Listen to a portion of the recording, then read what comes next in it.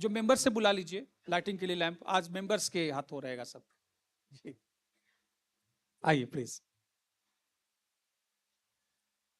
जी।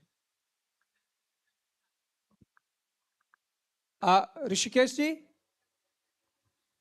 Rishikesh ji, principal sir को फटाक से लेके आइए। उमेश जी, आप वेट करते, तब सही करेंगे।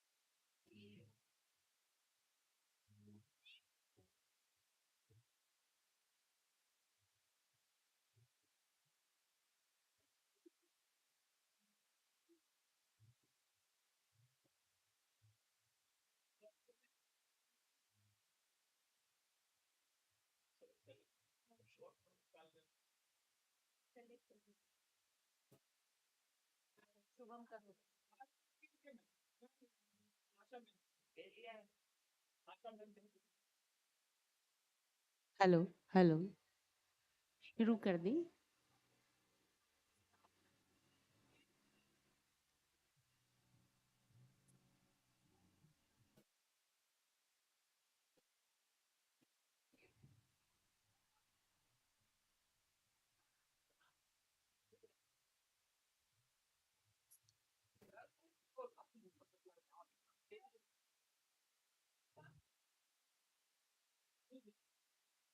ॐ भद्रं कर्णेभिः शृणुयामदेवाः, भद्रं पश्येमाक्षभिर्यजत्राः, स्थिरैरङ्गैस्तुष्टुवाङ् संस्तनोभिः व्यशेमहि देव हेतं यदायुः।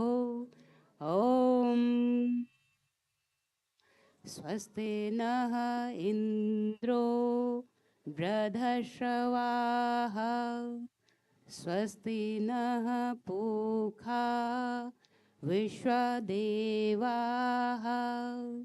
स्वस्ति नस्ताक्षर्यो अरिष्टनेमि, स्वस्ति नो बृहस्पतिर्दधातु। ॐ शान्तिः शान्तिः शान्तिः। ॐ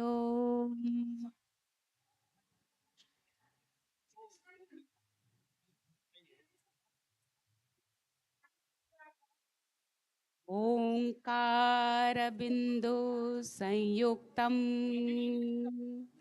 नित्यं ध्यायन्ति योगिनो, कामदं मोक्षदं चैव ओंकाराय नमो नमः। ओंकाराय नमो नमः। अज्ञानतिमिरान्धस्य ज्ञानाञ्जनशलाकया चक्षुरुन्मीलितं येन तस्मै श्रीगुरवे नमः। तस्मै श्रीगुरवे नमः। ॐ गुरुर्ब्रह्मा गुरुर्विष्णु गुरुर्देवो महेश्वरः, गुरु साक्षात् परं ब्रह्म तस्मै श्रीगुरवे नमः। तस्मै श्रीगुरवे नमः। अखण्डमण्डलाकारं व्याप्तं येन चराचरं तत्पदं दर्शितं येन तस्मै श्रीगुरवे नमः। तस्मै श्रीगुरवे नमः। या कुन्देन्दुतो शारहारधवला या शुभ्रवस्त्रावृता या वीणा वरदण्डमण्डितकरा या श्वेतपद्मासना या ब्रह्माच्युतशङ्कर प्रभृतिभिर्देवैः सदा वन्दिता सा मां पातु सरस्वती भगवती निःशेषजाड्यापः। विशेष्यजाड्यापः ब्रह्मविचार सार परमाम् आद्यां जगद्व्यापिनीं वीणा पुस्तकधारिणीम् अभयदाम् चाड्यान्धकारापहाम् Professor, हस्ते स्फटिकमालिकां च दधतीं वन्दितां परमेश्वरीं भगवतीं बुद्धिप्रदां शारदां बुद्धिप्रदां शारदां।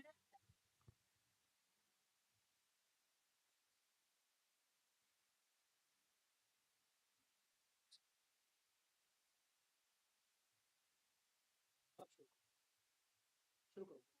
अरे शुरू करो, तुम आ जाएंगे। इसके बाद वाला है ना आपका सवाल है तो नहीं मिली से मांगी ना और क्या। हाँ फर्स्ट एक तब बढ़िया चलो पूरा Good morning, everyone. I welcome you all once again to the third and the final day of the Lucknow Summit. Last 2 days have been extremely fruitful as far as the conversations regarding climate change are concerned. We had the most eminent luminaries with us who shared their scholarship with us, elevating the spirit of the summit. We hope to carry the same spirit ahead as we progress into the last day of the summit. So, we invite our very first speaker of the day, Professor Emmanuel Picavet from Pantheon Sorbonne University, Paris, to deliver his plenary talk on the topic Compromise and Mutual Perception on the Nature of International Agreements in the Face of Climate Change and Perspectives. The session will be chaired by Professor Siddharth Singh himself and moderated by Dr. Umesh Chandra, Department of English and Modern European Languages, University of Allahabad. May I request the speaker and the chair and moderator to please come on stage. I now request Dr. Umesh Chandra to come on the dais and introduce our speaker. Over to you, sir.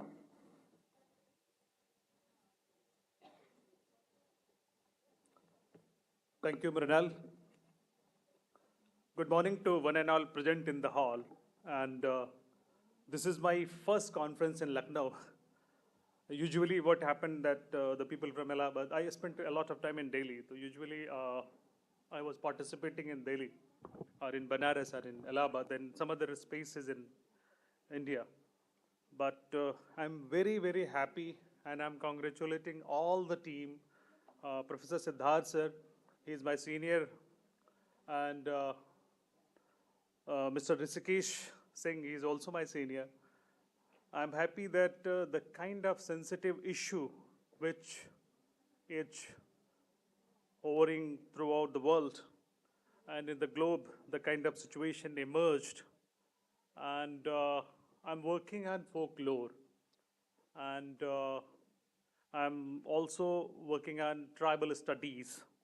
I can associate this issue the way tribal community in India is suffering the danger of climate change. Although all the humanity is in danger, but the direct sufferers, I feel that these are tribal communities, and it is very much evident through Hasadev forest and all, I mean, in Chhattisgarh, whatever is happening.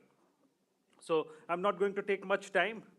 So the responsibility which has been given to me by the organizers, so I'm going to introduce Professor Emmanuel Picavet. So Professor Emmanuel Picavet is presently a professor of philosophy, applied ethics at University Paris, Sorbonne University, Paris, France. He belongs to UFR 10 philosophy faculty and chairs the Center the Philosophy Contemporary de la Sorbonne CPCS. He also co-chairs the Ethics and Finance chair at Foundation Mission des Sciences de Iohome, Paris, France, with C. Walter. He is editor-in-chief with Gilles Campanello of Review of Economic Philosophy, a peer-reviewed scientific journal. He also sits on editorial scientific boards of such journals at CITES, ICTR France, Lignes Ivory Coast, Metabasis Italy. For several years, he has been a member of National Committee for Ethical Reflection concerning Animal Experimentation, French Ministry of Higher Education and Research, and French Ministry of Agriculture. In year 2018, Beijing Congress, he has been elected as the delegate of France on the steering board of Federation International des Societies de Philosophy, the main worldwide forum for national and international learned philosophical societies. He is also member of the steering board of Society Francis de Philosophy and the corresponding person for international relations, former treasurer. From 2020, he has also been a member of France National Corporate Social Responsibility Platform. So with great respect, I invite Professor Emmanuel Picavet to deliver his address. Sir, over to you. Thank you very much. Will I use? Yes, I have.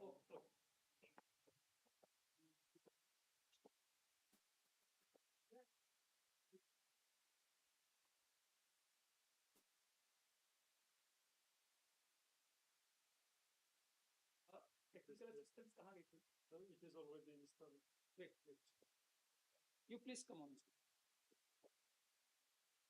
ये technical वाली team कहाँ गई?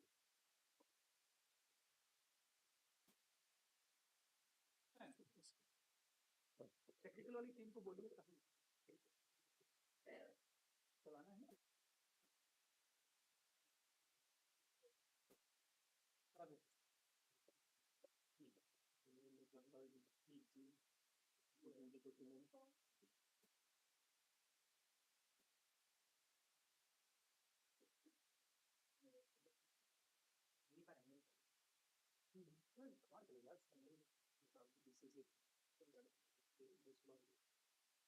किसी के पास कुलदीप से पूछो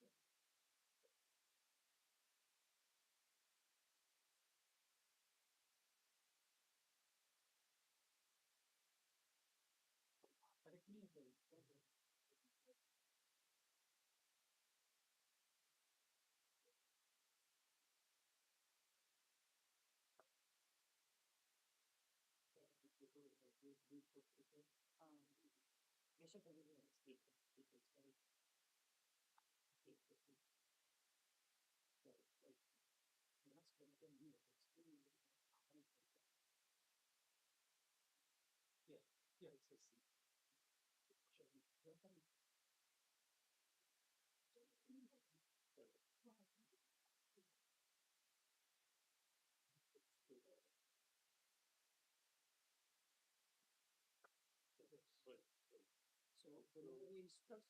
So whenever he instructs you, just down. Sit here and operate by yourself. So as far as mic is concerned, wait. No, I'm managing. Just wait. Yes, please. ठीक है sir.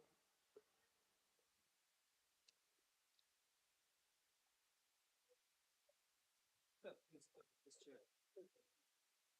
Excuse me, sir. Okay, thanks. Excuse me, sir. No, no. Wait.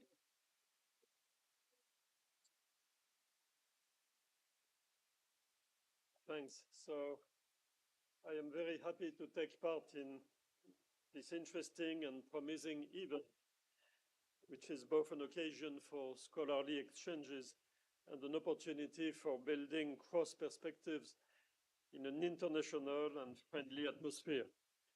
So I extend special thanks to the principal of the college, to Professor Siddhartha Singh, and to Dr. Rishikesh Kumar Singh for the incredible commitment to making this summit a success, and also to the Ecosophical Foundation for inviting me. By the way, in January, a book I co-edited will appear, which will be dedicated to the study of Arne Naes, who was a great representative of ecosophical thinking in Europe, the Norwegian philosopher. Okay, so I will start. So I have a number of slides.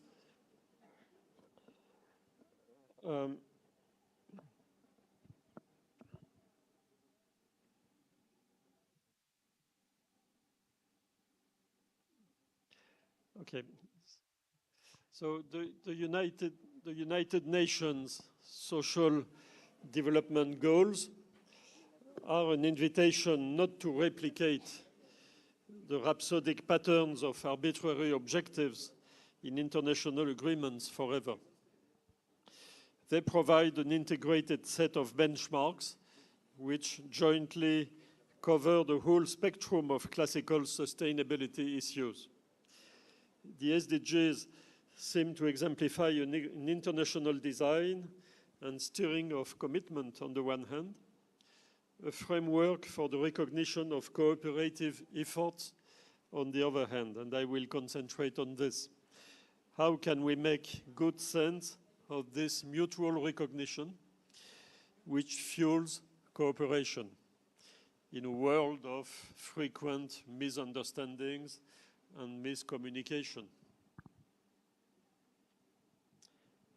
So this is a familiar representation of round table representation of the goals.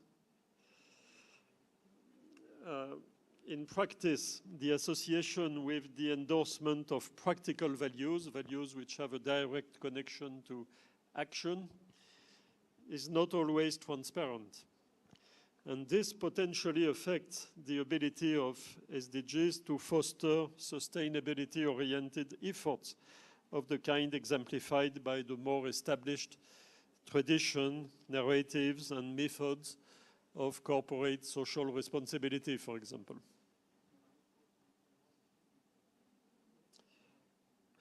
First of all, I will examine the connections between actions, observed choices, and principal commitment as sources of tension in international agreement and in the mutual acknowledgement or the lack of them. Then I consider SDG goals and the complexity of national commitment, which is, to my mind, a challenge for coordination and interpretation. So in environmental matters, a sufficient degree of involvement on the part of other actors, or even a sufficient degree of public pressure in the expectations about the actions of others might be sufficient ground in a perspective that is pragmatic for the lack of action. This has been well explained, for example, in the famous book by Russell Hardin in the US about collective action and its logic, with many environmental examples. And in many respects, the present-day situation of nations with respect to climatic and other environmental matters can be compared with the situation faced by the two neighbors in David Hume's treatise on human nature. You know, the two neighbors have a sort of common field just behind their houses, and it is a marsh, and they would like to turn it into a beautiful place. But will they cooperate to do this, even though it is in their own interest? So it was an interesting question raised by David Hume, and we find similar developments in Rousseau, the same period. And so the basic problem is, why should I make an effort to make the land better and to dig the mud and so while the others can do it? So even if it is in my interest, it is not obvious that I will do it, because of strategic problem between the two persons. And notoriously, David Hume concluded by a question mark. If this is difficult for two persons, how much more difficult will it be for a plurality of persons and for thousands of persons? And this question is still with us. Such other-oriented attitudes are surely questionable from the point of view of morally principled action. But their very possibility is an object of concern for principled action in the light of the SDGs, for example. This may remind us of the structure of the well-known collective action problems, which have been studied by a succession of authors, culminating in the famous formulation by Italian sociologist Vilfredo Pareto.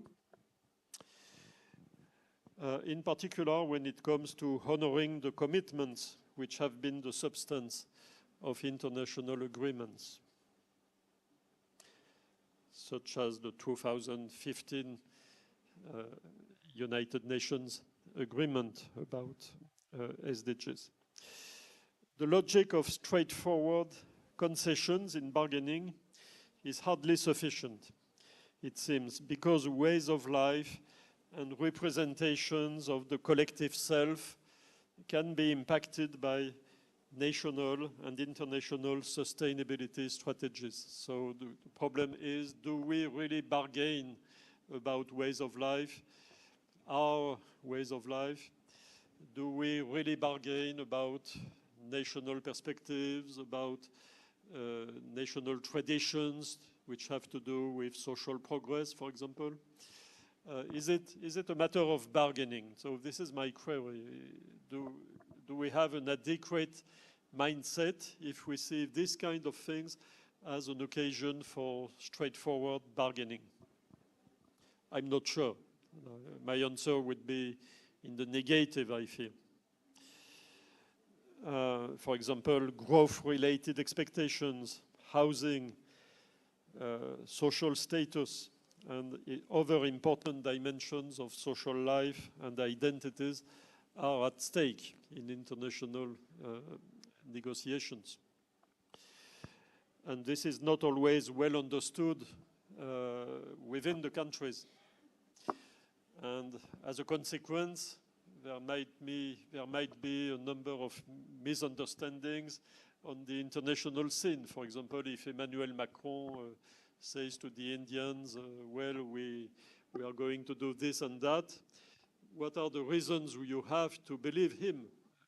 It's not clear, because you have to know what is going on in France. France is not just part of the Western countries. It is a very particular country with its own social pathway. And so taking a commitment is a difficult thing. Shouldn't we, where may we find a starting point for a positive conception of reasoned compromise, not just bargaining? And shouldn't we look at the underlying inevitable hard choices and priorities, taking interpretative variations and the mutual perception of action and efforts into account? So interpretation is also quite important, because we don't speak the same languages.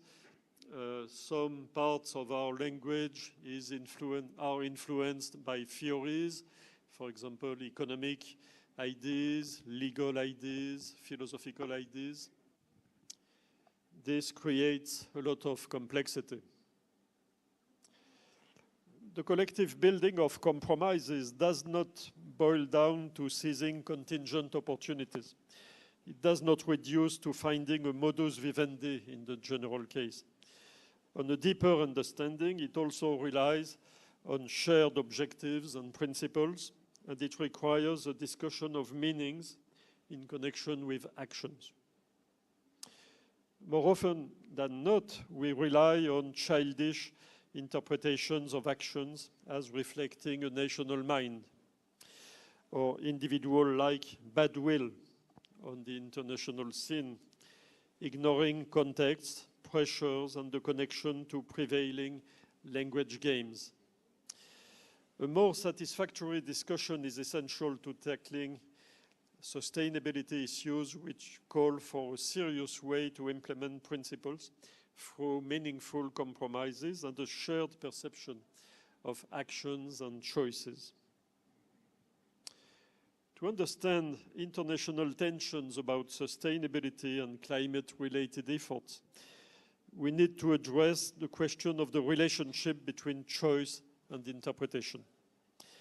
Isn't it the case that the observation and interpretations of choice, for example, in terms of lack of effort, rhapsodic commitment, as well as the shared meanings that enable or frame such interpretations, are resources as well as problems? On the face of it, they create problems because they are simplified as well as ambiguous. On the international scene, the observation of the choices made by various countries, for example, the US leaving the Paris Agreement, generates tensions, thus adding to the underlying causes of disagreement. And it would be valuable to take a few steps in the direction of greater control, regaining control in some way. Reciprocal interpretation is a factor to be considered with this purpose in mind. In an interactive context, the choices made by the other agents, including the choice of certain speech acts, are signals that reveal potentially important information about the way in which the agents weigh or rank the different values guiding their choices. For example, global climate-related values and national social commitments. And it is also revealing, with respect to different aspects of their respective relationships, to benchmark principles. For example, various degrees of commitment to benchmark principles, such as sustainability principles. These elements are the ones that we may wish to integrate into a framework of tension resolution and mutual understanding in joint efforts.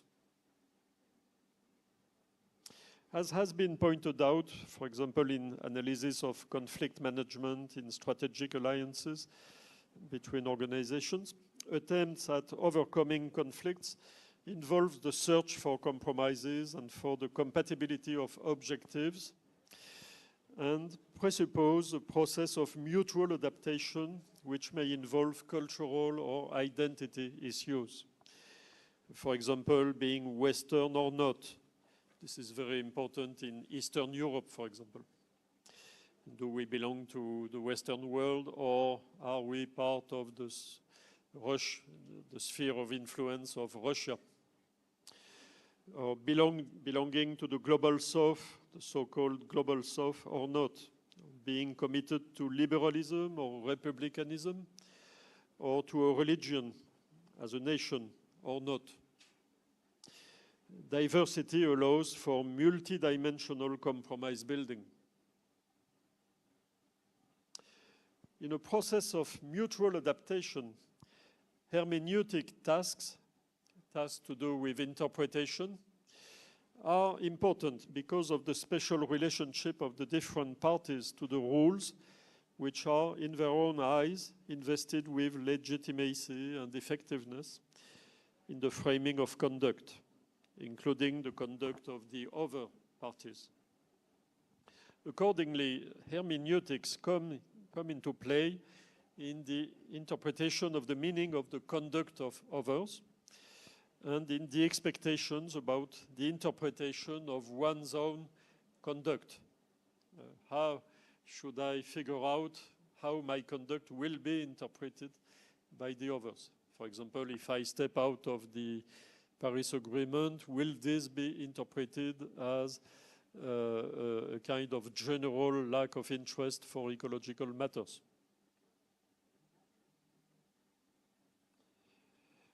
Progress towards conflict resolution can be achieved through mechanisms such as recognizing a role to other agents and providing clarifications in this respect as part of a common approach, and jointly accepting a number of benchmarks such as rules, values, standards, or principles to guide legitimate practice which is socially framed as legitimate.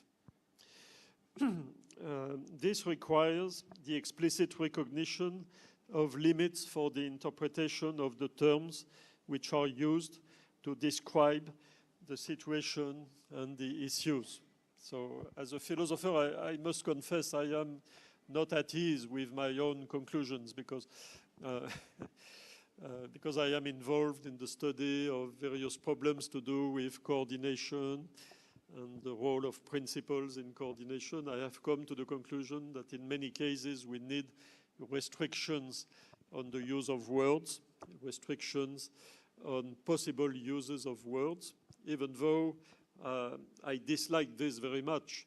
If I forget about organization and if I look at conversation or dialogue. In dialogue, it is an interesting thing to be able to create new meanings or arguments which have an influence on meaning. And maybe this should be left free. And in ordinary life, of course, it should be left free. It should be left free in newspapers and so on, in colloquia. But should it be left free on the international scene, for example, when it comes to agreements? Probably not, because hermeneutic variations can be arbitrary. They can be also manipulated for strategic reasons, and so this is a real problem. For example, in Europe, we really don't know if nuclear power should be classified as a kind of green renewable energy or not. And so the French do as best they can to claim that nuclear energy is okay, nuclear energy is a perfect pathway for energy in the future. And the European Commission is very receptive to this kind of argument. but it's really a way to play with words. We are really playing for strategic reasons with words such as renewable. Of course, it is not. It needs uranium and so on. And with green, of course, it is not. We don't know what to do with the West. But it's still possible to argue that to some extent it is greener than something else. To some extent, it is more renewable than something else, and so on. So it makes sense to propose new interpretations. But if you play like that, what is the limit? What is the limit? So this is a real problem. Consider on a more theoretical level, consider the notion of thick descriptive terms, which is used to describe states of affairs or actions, but loaded with value judgments. This has been well showcased, for example, in famous contributions by the late American philosopher Hilary Putnam. And this is frequently mentioned to bring qualifications to the opposition between judgments about empirical facts, on the one hand, and valued judgments on the other hand. Whenever we apprehend a situation in connection with a norm or a set of norms, we often end up modifying the description of the empirical facts in order better to express the relationship to the norms which are of interest. For example, a banking operation becomes a swindle as soon as it is qualified as a violation of certain applicable norms to banking. This proves essential in international proceedings. By virtue of shifts in the normative grasp and description of situations or actions, certain tacit trade-offs between the relevant values or interests come to the fore, starting from the same empirical facts. After such a shift, the trade-offs in values that can be inferred from the observation of choices and also undergo a change. Claims or demands, including those aimed at maintaining the status quo situation, are then assessed accordingly. Those that seemed legitimate in the past may now seem illegitimate. This way, the interpretation of standards and the description of choices exhibit some kind of deep intrication. Indeed, we can hardly change the interpretation of norms without agreeing to change the description of the choices that are apprehended through the lenses of these norms. For example, taking ecological norms into account should forbid us to use derogatory language when we consider low-yield traditional agriculture. In my own private library, I have a collection of books about agriculture from the 60s and the 50s. And it's incredible how low-yield agriculture was described, empirically described, using very derogatory words. And now it would be impossible. I mean, if we take ecological norms seriously, and if we take agroecology as an important perspective, we could not speak the same language describing the same facts. Let us look at the same thing the other way around. I have relied on this in my article in the Italian journal Filosofia about war and peace. The other way around, a change in the description of a choice when it is loaded with normativity, because the choice is made to appear as an arbitration between different norms. A change in the description of choice gives clues to a change in the prevailing interpretation of the relevant norms. Thus, normative interpretation is very closely coupled with the description, the agreed on description of choices. Hence, the language of sustainability issues matters. It matters in itself, in a way. This intricacy may prove important for institutional change and for the dynamics of norms. Let us further consider certain aspects of what might be called reflexivity in choices. As you may know, since the time of Descartes, French philosophy is especially obsessed with reflexivity. Most approaches to the dynamics of norms focus on the fact that the unintended effects of actions permitted by norms are likely to bring about reactions and to trigger social mechanisms, and this ultimately leads to new normative patterns. For example, this is well exemplified in the celebrated work by German sociologist Karl Dieter Hoppe about the emergence of norms. But I would say it is also necessary to take into account the feedback effect of the interpretation of norms on the manner in which socially situated actions are presented to actors themselves. Because when I consider my own action, of course I have to take into account the way it will be examined, critically examined by other actors. So there is a reflexive feedback on my own perception of the stakes in my own actions. And I think this is important in a general picture of forward-looking compromise based on hermeneutic resources.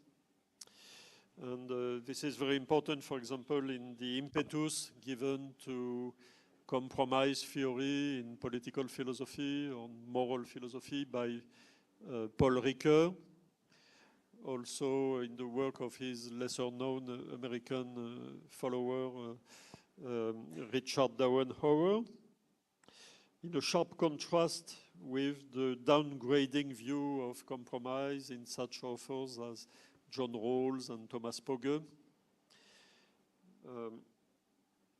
The context-based observation of choices suggests certain descriptions of these choices which are influential in the eyes of other members of society and ultimately as a backlash in the eyes of the agent herself or himself. Thus, in a context characterized by significant changes in the usual interpretation of certain norms, an agent's conduct may be reinterpreted as reflecting a new practical relationship to these norms and the acceptance of a new underlying trade-off between the principles or values which are at stake. Such a shift in interpretation is unlikely to remain without effect on the way in which the agents consider the possible actions they face. For example, prospects of criticism by others, and prospects of adverse reactions by the others might be influential on my own choices.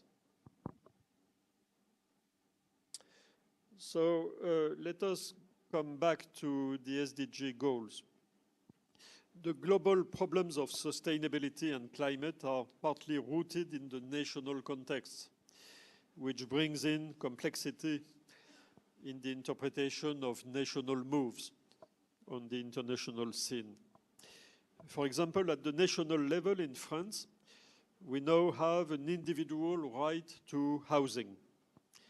Needless to say, its concrete implementation is a disaster in the context of dwelling shortage. But it has a real and strong normative existence. It is even the strongest ever normative existence. It is what we call an individually possessed right in hard law, you know. So it's not just a general constitutional principle. It has to do with hard law, punishment, and the like. but it is not really applied.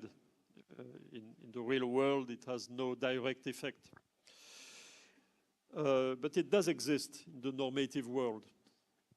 The coexistence with the national law about zero net artificialization of land is a difficult one, needless to say.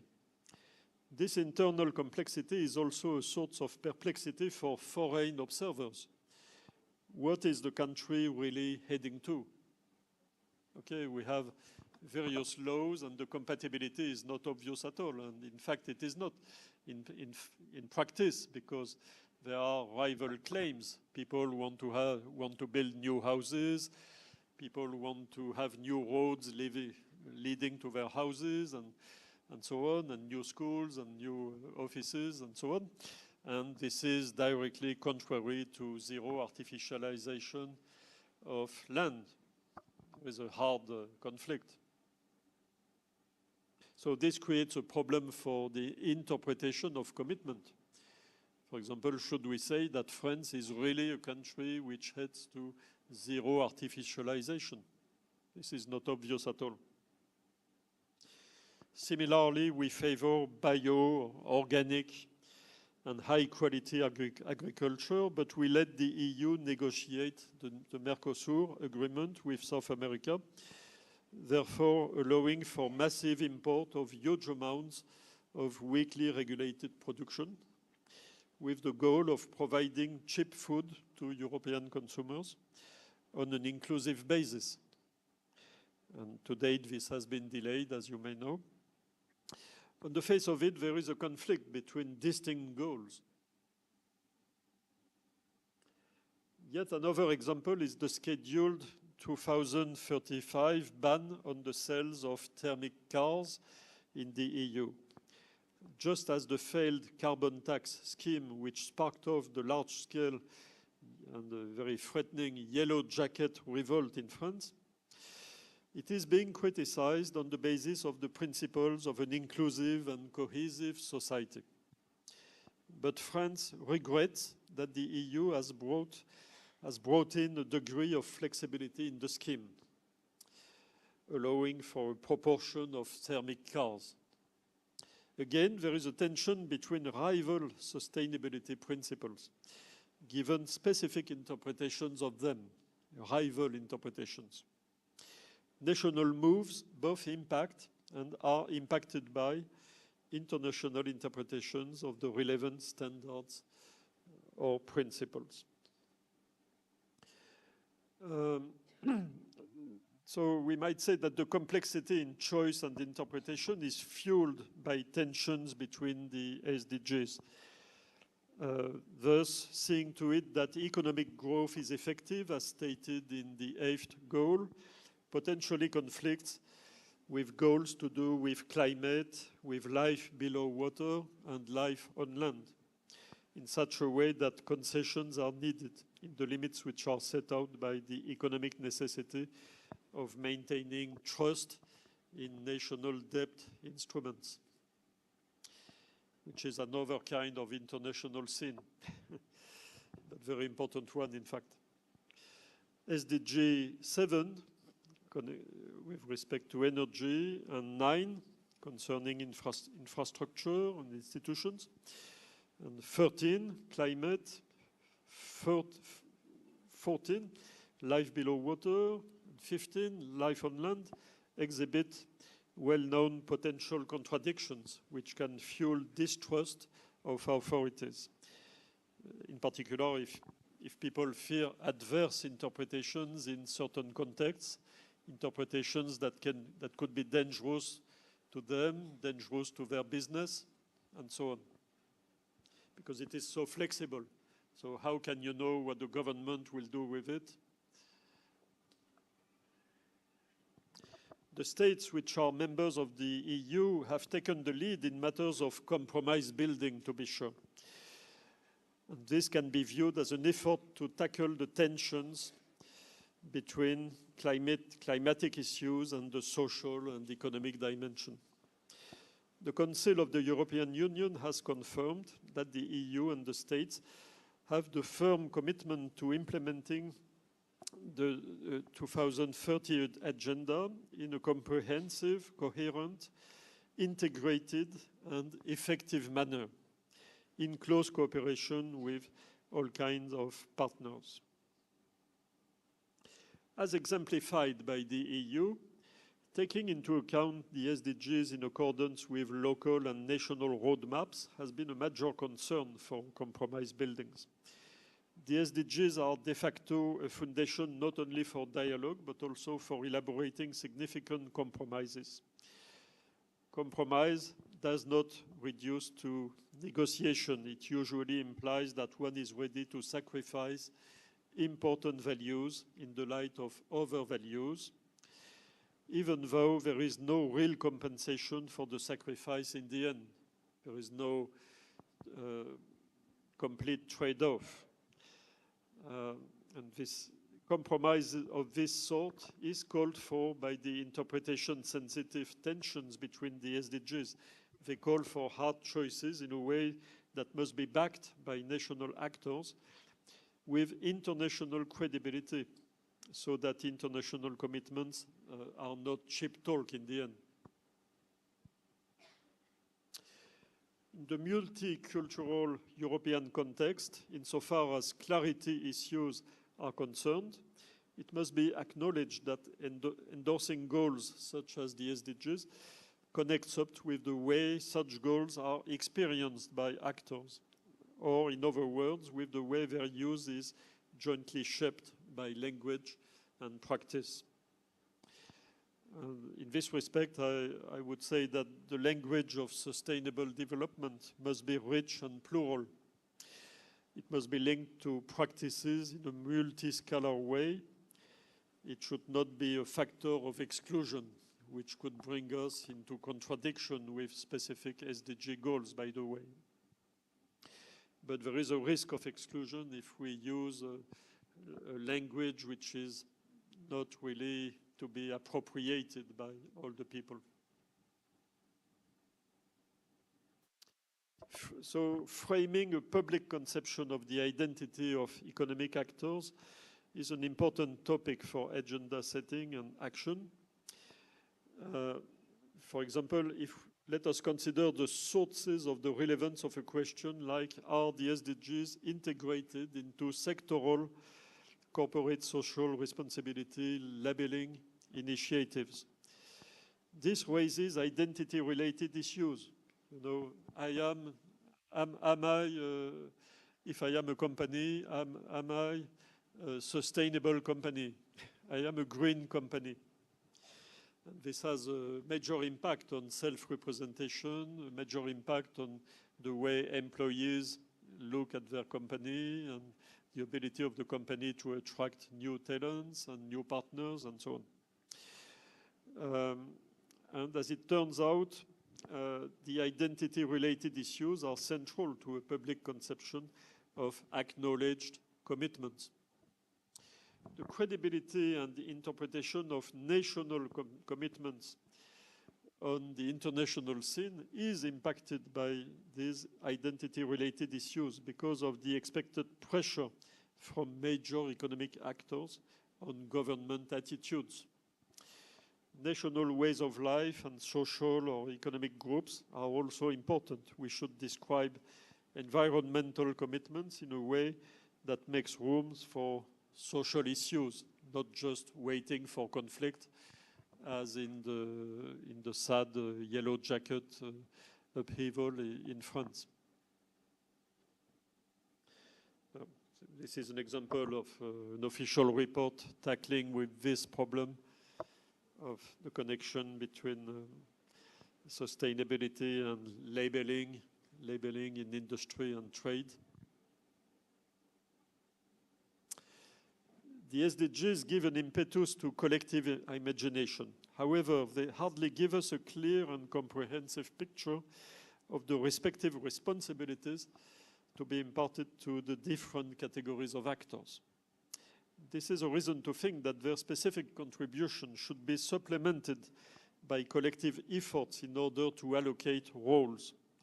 In doing so, it proves important to allow for the fact that responsibility-oriented roles are constitutive of the lenses through which the potential actors are invited to contemplate the challenges and risks of their own actions as actions that will be interpreted and reacted to by other actors. So probably we lack the technical instruments to tackle these issues in a correct way, but we might find inspiration in some propositions, for example, in the concept of thank you, in the concept of dramatic rationality, which has been put forward by French philosopher Bertrand Saint-Cernin. So this is Bertrand, the late Bertrand Saint-Cernin, who was also a member of the Institute in France. And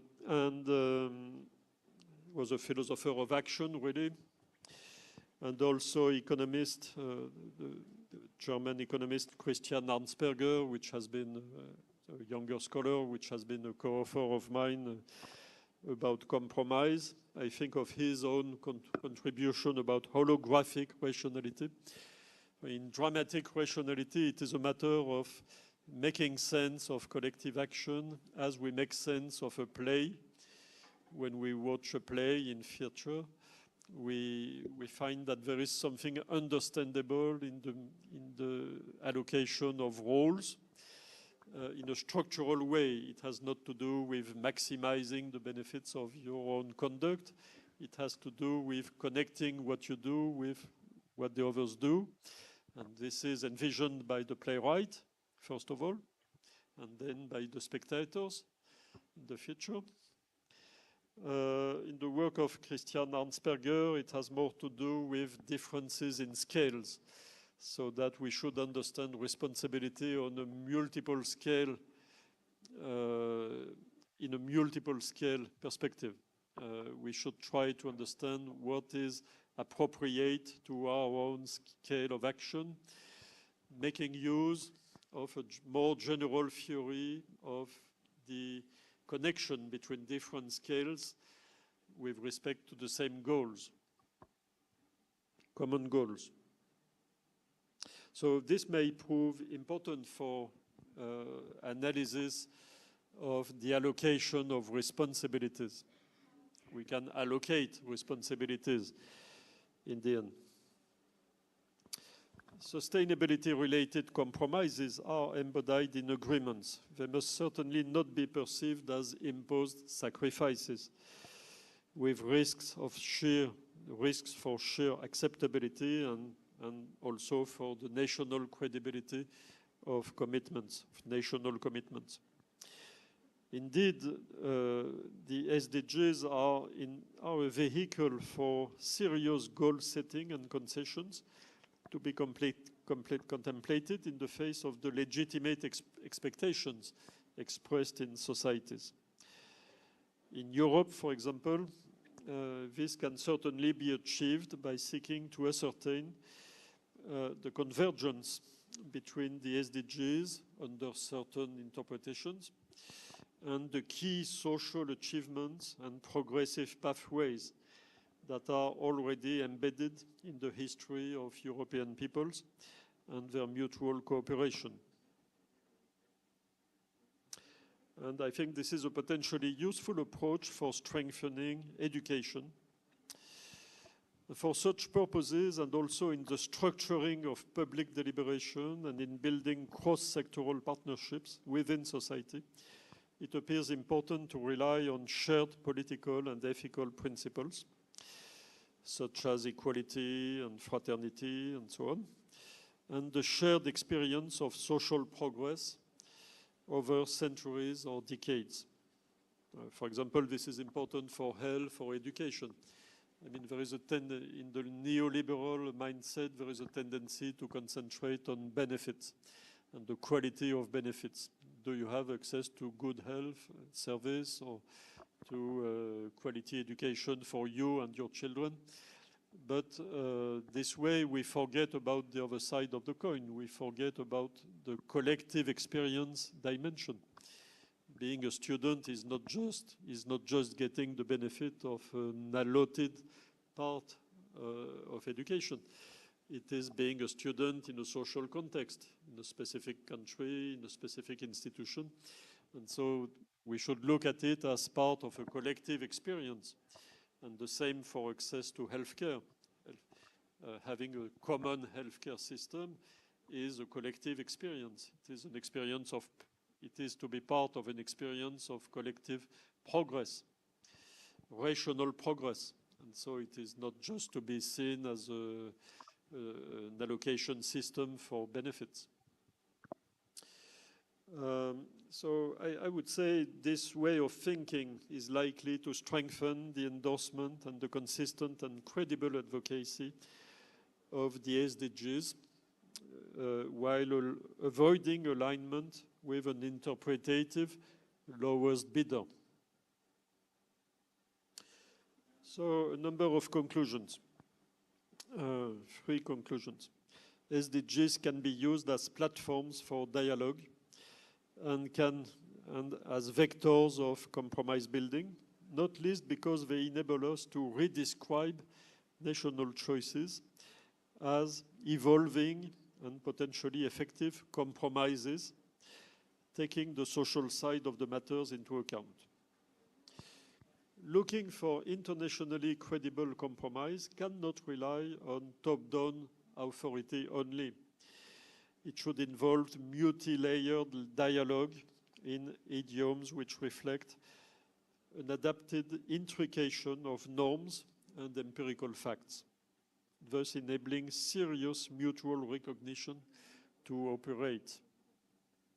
And finally, endorsement by firms, local authorities, NGOs, workers' unions proves crucial to make national commitments credible and to allow the nations to make valuable contributions to prevailing interpretations of the relevant standards and principles. So I thank you a lot for attention.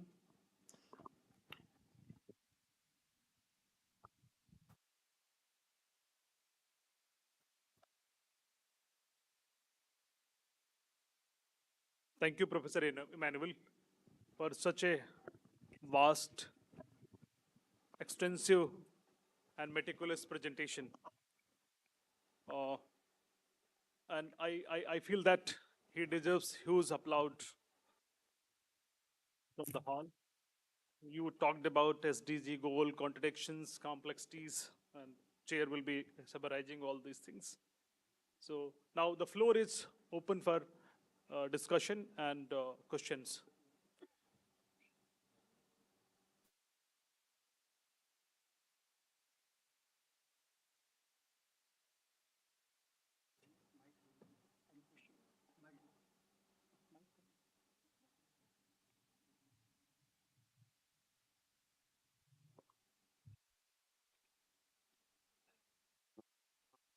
We can take some questions, please, if you have any question.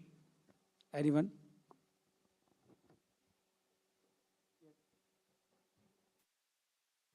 So thank you for your presentation.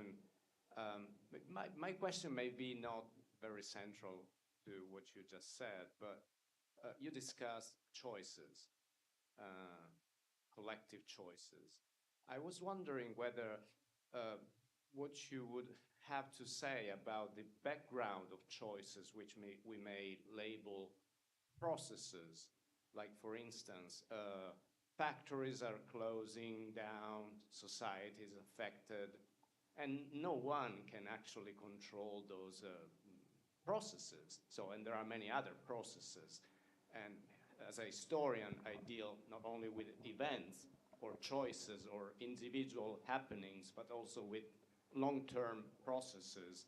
So my question is, how this framework and the way you approach this problem takes into the account long-term processes. Thank you. If was I clear enough in my question? Yeah. Thank you. Okay, thank you very much for this important question. Yes, in the phenomenons to do with oppositions and conflicts within nations, which impact international credibility. I had in mind this kind of evolutions. For example, in my own country, there has not been much effort to promote railways in an effective way. We have put much emphasis on railways between big cities, so it's extremely fast and convenient to go from Paris to Toulouse and then to Lyon and so on.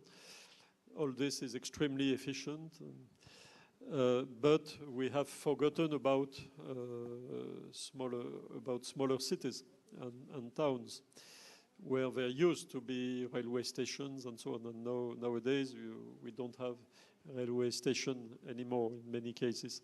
And so this creates a strong problem, and we might see that as a kind of long-term evolution, which makes it very difficult to say to people that they won't use their cars anymore.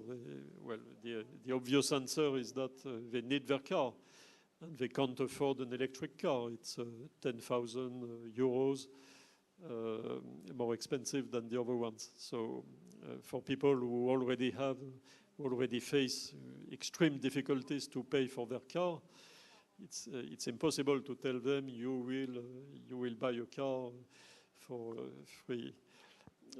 For a much higher price. So we have this kind of practical problem, but the evolution behind is not a fatal one. It is the result of a collective choice. It is the result of clear policies. So, of course, it can be questioned, and it should be questioned. So my point is that there is even when it is to do with a long-term evolution, it should not be viewed as a fatal evolution. There is no fatum behind, even though in neoliberal speech we are regularly invited to consider so-called realist trends, which are in fact considered more or less in a fatal way. It's striking when you read Hayek, for example, how fatalistic his view of the world is, even though he told he was not fatalistic. But when you read his books, it's obvious he was. I mean, by usual standards, we should consider him a fatalistic writer. It's the same, for example, for the closing of factories. The closing of factories in countries like France is clearly the result of, the easy signing of free trade agreements without a precise scientific scenario thinking about the consequences. Our late Nobel Prize for Economics, Maurice Allais, for example, had warned the politicians that the WTO big treatises about 2000 would have very dramatic consequences in the industry. But it is again a choice. We were not obliged to sign the treatises. So it is the result of a choice. It is also the result of possibly misguided self-representations. I think the French had a tendency to consider themselves as similar to the Germans and the Swedes, focusing on high-quality industry, high-technology industry only, whereas the reality is a bit different. It was a bit different, with many strong points in medium-range industry. And so, of course, the consequences are dramatic, spectacular. And it could be, if we had been faithful to our usual scientific approach, the way we were very scientific about the economy in the 60s or 70s, for example. It could have been avoided. But at the turn of the new century, there has been a spirit of irrationality, probably. We have begun to sign everything just out of ideological reasons. Almost religious beliefs about free trade, free market, neoliberalism. It's almost a religion. And of course, maybe we should be interested again in the means to reconquer control. This is true for many countries. For example, in France last week, there was a terrible shock after the closure of the last Brandt factory. Brandt was an important joint French and Algerian venture in the field of home equipment, home electronic equipment. And they also build computers, last producer of computers in France. And then it came to an end, even though the workers had devised an interesting cooperative solution. So they could be, they had a plan to become a cooperative firm, and it has been rejected by the arbitration tribunal, arbitration court, because of the lack of a credible credit solution. But again, this is the result of a choice. For example, in the early 80s, we had a national bank system, and now we haven't. If we had had a national bank system, or even a single effectively working public bank, it would have been possible to save Brandt. Of course, they have an exceptional savoir-faire. It's a beautiful company with an involvement in interesting technologies, and so it could have been possible to save it and to give the workers an opportunity to start activity again on a more cooperative basis. This has been a success, for example, for LIP in watchmaking. LIP in Besançon has been, which was at the center of a terrible crisis in the 1970s and the 80s. It has been possible for them to regain activity as a cooperative firm, and it has been a success, and now they are producing excellent watches. And it has not been possible for Brandt, but this is not the result of an irresistible tendency in society and the economy, and it is the result of specific choices by politicians, and it can be rationally examined, critically examined and questioned. And of course, it creates an environment which is very difficult for sustainability commitments, especially for environmental commitments, because from the point of view of the country, it is perceived as secondary. People need a living, need to make for a living, and especially in a society which has been heavily reshaped by neoliberal policies. They need money. Money is more important than it used to be. And so if they lose their jobs, there is a problem.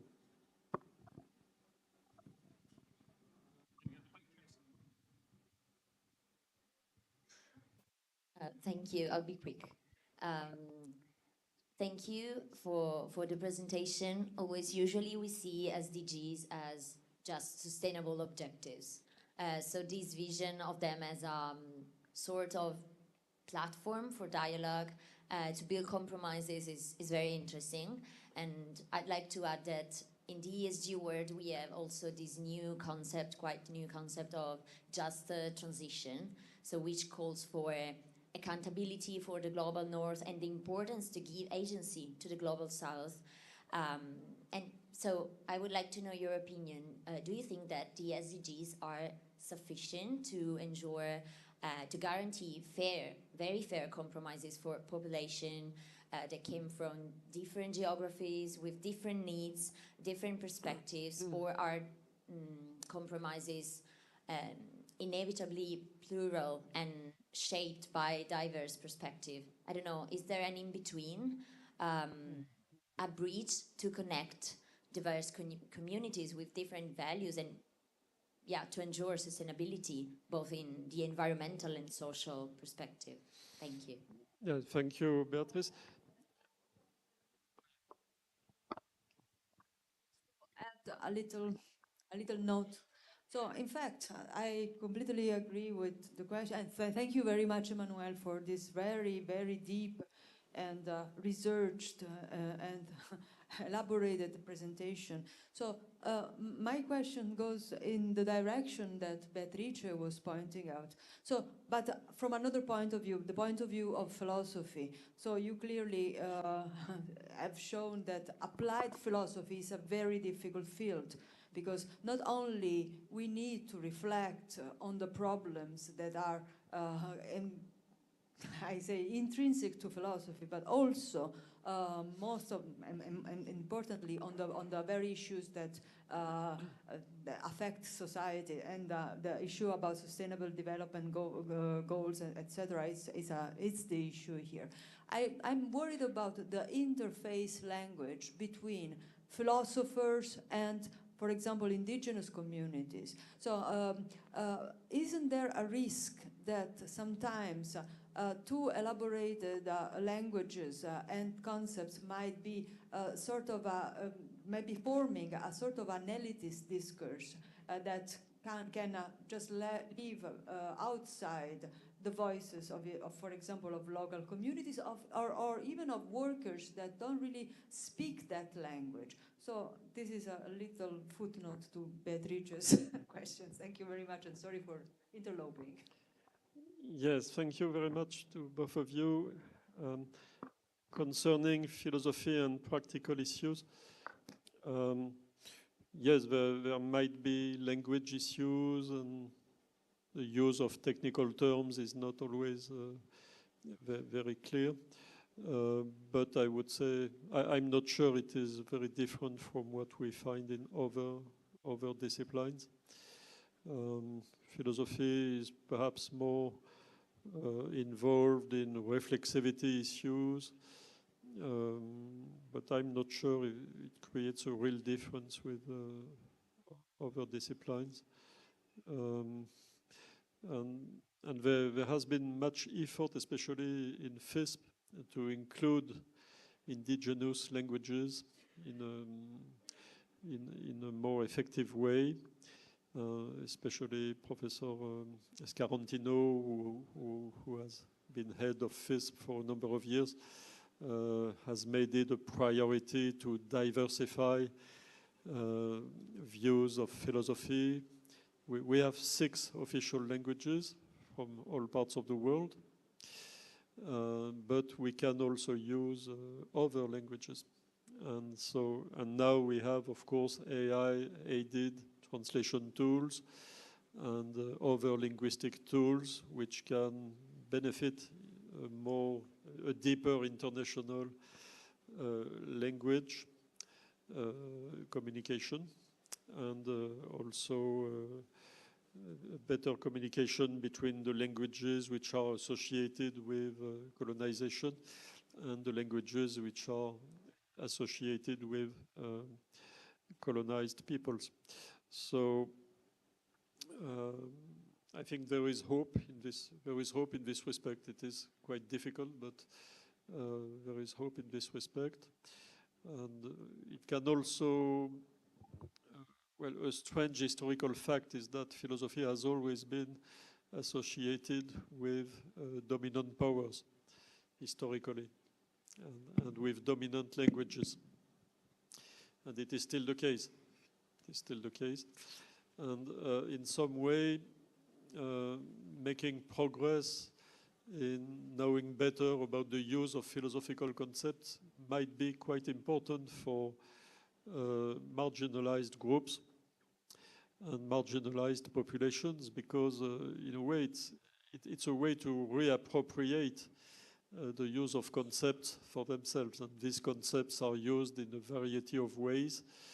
And if you don't want just to be obedient and to be submissive with respect to what is written in the United Nations, what is written in OECD, what is written in WTO, and so on, probably you have to claim your own critical appreciation of the concepts which are used, which usually have historical and philosophical background. And concerning justice, well, I would say we have to make a difference between words of justice and situated judgments about social justice. So if you look at the SDGs, for example, everything is nice about social justice, equity, fairness, and rights, and inclusivity. But it is so general that even the targets and so on are so general that it is difficult to figure out whether we can formulate a definite judgment about social justice. It is even difficult to figure out how it will be implemented. So probably we have to live with this duality. The words are something, the words are important, but the words should be supplemented by concrete considerations, contextual observations, contextual data, in order to understand what the use of the words is in specific contexts. And this proves crucial to articulate judgments about what the SDGs add to social justice, what they make possible for social justice. Yeah. Thank you so much, Professor Emmanuel. In fact, I wanted to share one thing. In this seminar for last 2 days, although I joined yesterday only, I am feeling that something which is missing actually. In 2006 forest policy in India, it has been said that the real conserver of forest natural resources, they are tribal people in India. And currently in India, the tribal thinkers, I will say them Adivasi, because they are calling themselves Adivasi, and they are talking about Adivasi philosophy, and they are very much sharp into that. And according to them, the kind of debate they are launching, that there is no solution, the kind of climate situation is today. So there is only alternative in their way of life, they say, because the way they are living with nature in coexistence, and the way they are using natural resources, whatever is needed, basically the contradiction of, you can say, the need-based production or profit-based production. So the need-based production, which is basically practiced for thousands and thousands of years by tribal people, that should be also taken in account. And I hope that in further conferences, in further seminar by the this organization, we may be including such type of aspects also in the seminar. So since there is a limitation of time, so now I will be inviting the chair of this session, who is my senior, and he is General Secretary of Ecosophical Foundation for the Study of Literature and Environment, and convener of this Lucknow Summit 2015, Professor Siddharth Singh, with heartfelt reverence. Thank you, Dr. Umesh. Such a deep discussion is really what is needed in such seminars. Though we have a shortage of time and we could not continue this discussion further.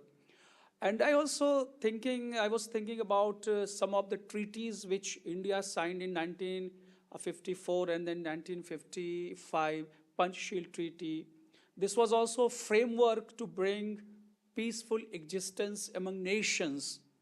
But the question is, where there is a power structure, unequal power structure, there is a kind of extreme domination. I remember the story of Nigeria Delta, if you remember. I do not have time to elaborate it, but this delta was destroyed, polluted, contaminated by Shell company, and there was nothing done to the Shell company, and people were bereft of their livelihood in that portion of land. Actually, the problem is that this earth is our mother, and that concept is missing from these so-called nation. That is one thing which must be taken into account, that it's our shared responsibility. Since we do not have time and we have to begin the next session, so I'm stopping myself here, and if I get time, I had noted several points here, but I think we should start the next session. Thank you.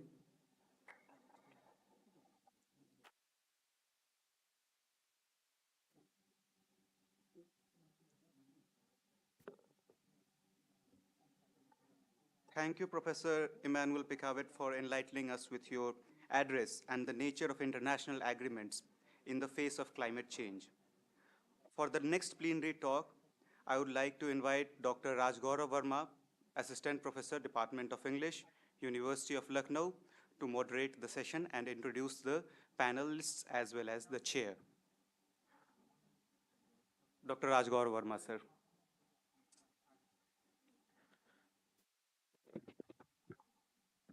Good afternoon, everyone.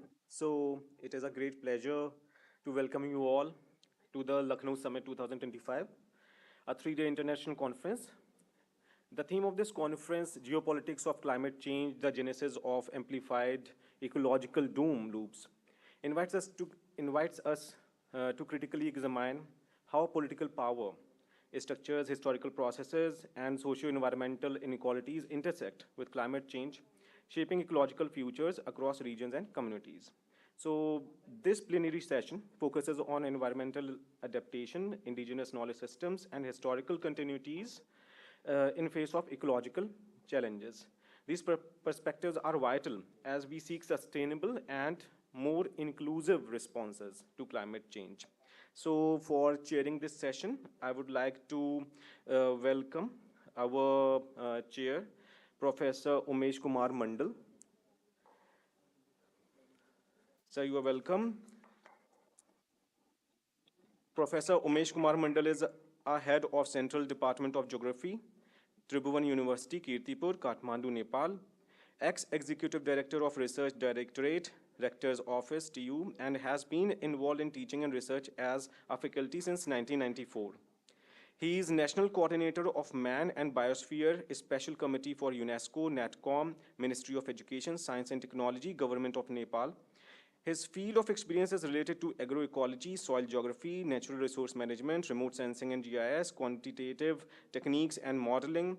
Mr. Mandal had his PhD in agroecology from Tribhuvan University, MTech in remote sensing and geographical information system application in soil and agriculture from Andhra University, Visakhapatnam, India, postgraduate diploma in remote sensing and geographical information system from Center for Space Science and Technology Education in Asia and the Pacific, affiliated to United Nations, Dehradun, India, and MA in Geography from Tribhuvan University.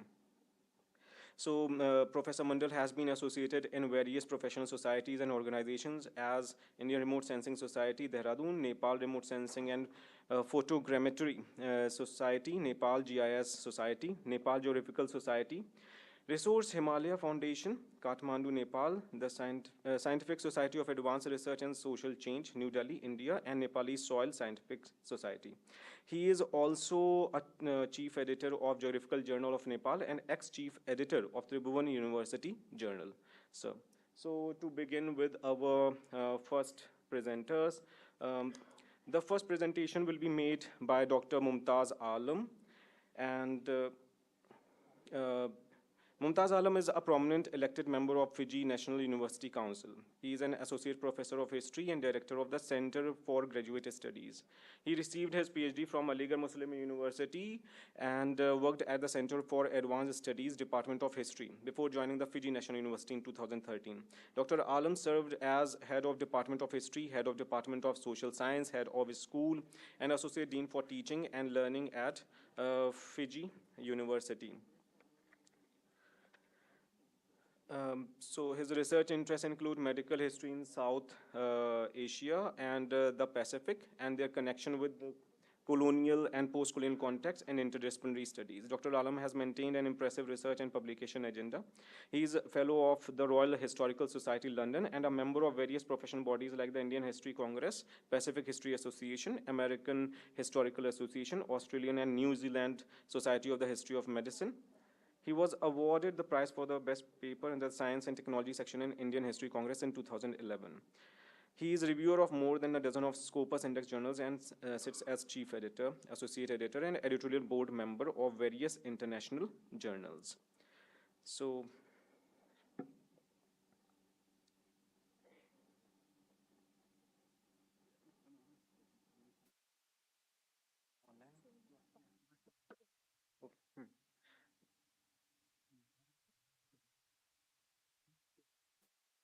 and so they will present their paper online. Dr. Mumtaz Alam, and he is sharing his paper along with Payal Ashika Chand, who is an assistant lecturer in the Department of Secondary and Sports Education at Fiji National University, Fiji. With over 10 years of experience in a school environment, along with active participation in workshops and conferences, she has developed a strong professional knowledge, practical insights, and effective communication skill. Her interest is in psychology emerged during her teaching career, where she found it engaging to observe learners progressing at different paces and employing diverse learning strategies. So,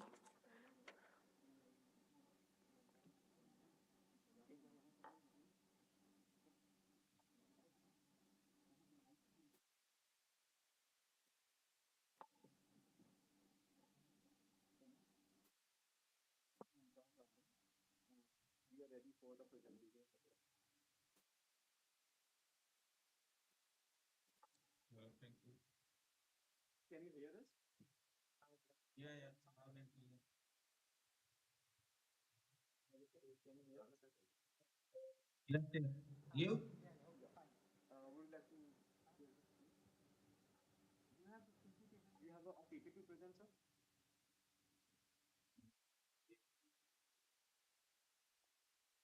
Can you access? Can you share the PPT on the screen? If it is not, if it is not, then you can go ahead with it. Just click on your camera on.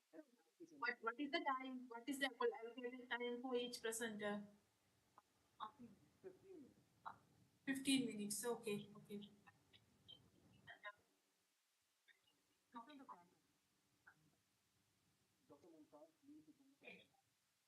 Yeah, yeah, yeah.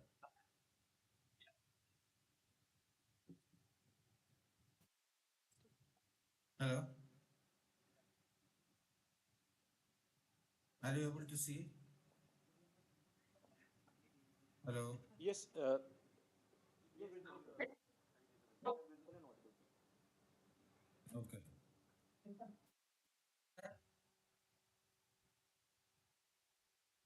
Okay. Thank you. Our topic is cyclone colonialism and continuity. The 3 centuries of environmental adaptation in Fiji. And we have two co-author. One is myself, Dr. Mumtaz Alam. Another co-author is also online, Payal Ashkashan. So this study, let me first begin with some introduction of Fiji first. Fiji has experienced cyclonic event through its human habitation spanning over 3 millennia, and yet the nature of community and adaptation to this environmental disruption has undergone profound transformation, and in recent decades, tropical cyclone, you must heard about the cyclone Winston, one of the strongest storm recorded in the southern hemisphere, have devastated communities, destroyed infrastructure, and displaced thousands of Fijians. While contemporary discourse primarily frame this disaster through the lens of anthropogenic climate change, a clear perspective reveal that current vulnerability stems from the complex interaction among environmental processes, cultural practices stem from complex environmental processes, colonial intervention, and development trajectories. So, our present study is adopted through the broader concept of long dura approach, examining 3 centuries environmental adaptation in Fiji to understand how responses to cyclonic disruption have evolved across pre-colonial and post-independence period.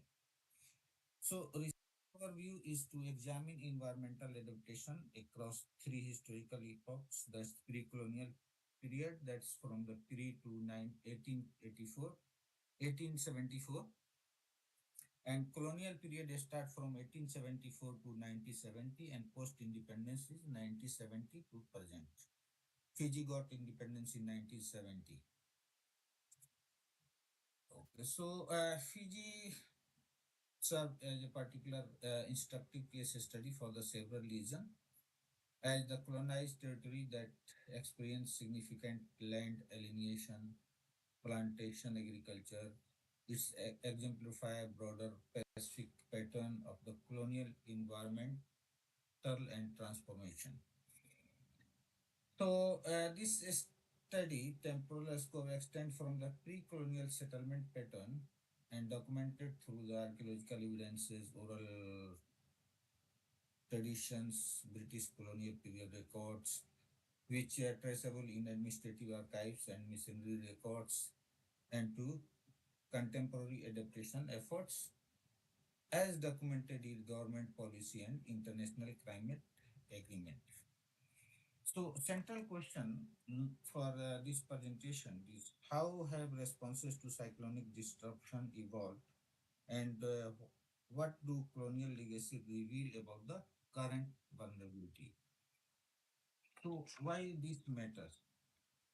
This matters because I already mentioned about the cyclone Winston, which created a heavy storm that recorded 44 deaths, 30,000 30,000 plus home destructions, about 1.4 billion damage, which is about one third of GDP of the country.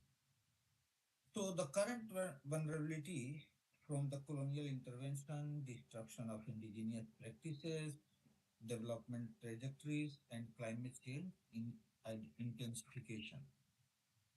So during the pre-colonial adaptation, that settlement pattern was in multiple location like inland and the coastal. That flexible occupation based on the condition, and agriculture was mixed during the pre-colonial time. That like mixed crop, taro, yams, breadfruit, cassava was the general agricultural products. And the gardens in the multiple location, food preservation through the indigenous method. Their social system was like kere kere, reciprocal obligation, that and the Banua is one of the important land people and a spiritual connection with the people, that's called the Banua. So and at that time the collective labor mobility was there during the pre-colonial time. But when you coming to the pre-colonial time, also the construction of the building was traditional Bure construction, which is flexible in materials like bamboos, palm, and coconut fiber was used. Wind resistance through you can flexibility, So key advantage was there that locally available materials, widely distributed knowledge, and rapid reconstruction capability, and no external assistance was needed during the pre-colonial times. But after the colonization in 1874, Fiji was colonized and independence in 1970. So colonial transformation, that was the systematic creation of vulnerability. So land alienation, there was 83,000 acres of land was alienated by 1905. There was displacement of marginals and exposed areas, and plantation agriculture was introduced. The sugar monoculture replaced diverse system. So sugar industry was established and eliminated food security, and about 60,500 indentured, 60,453 indentured laborers from the India brought to the Fiji.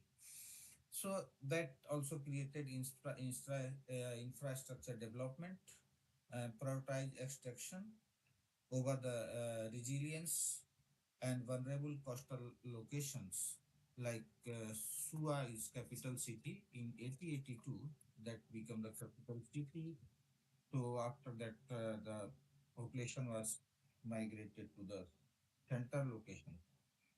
So colonial impact on adaptation was a centralized disaster response, created dependency on the external assistance, and undermined autonomous adaptation. And epistemological violence means the dismissed the indigenous knowledge as primitive, promoted poorly adapted European methods, ignored traditional research systems, and their economic priority was revealed, favored plantation area and towns, and indigenous welfare was secondary concern during the colonial time. But moving to the post-independence era, 1970 to the present, the colonial legacies and the climate change. The new vulnerability area like tourism infrastructure in exposed coastal area and accelerated urbanization, like I mentioned about the SUA, so capital city, about 65,000 population increased to 175,000 plus population. So that informal settlement in floodplain areas created unprecedented challenges faced like rising sea level, intensifying cyclones, coral bleaching, changed precipitation patterns. There are some concern, unprecedented concern was in the after independence that we observed through the historical data and the contemporary adaptation efforts, the village relocation. When the sea level start rising, there was a lot of villages was selected for the relocation. And first was the Bonindogoloa, that is one village in that was relocated in 2014, and profound cultural and economic cost. That also there was a cultural link to the villages, the cultural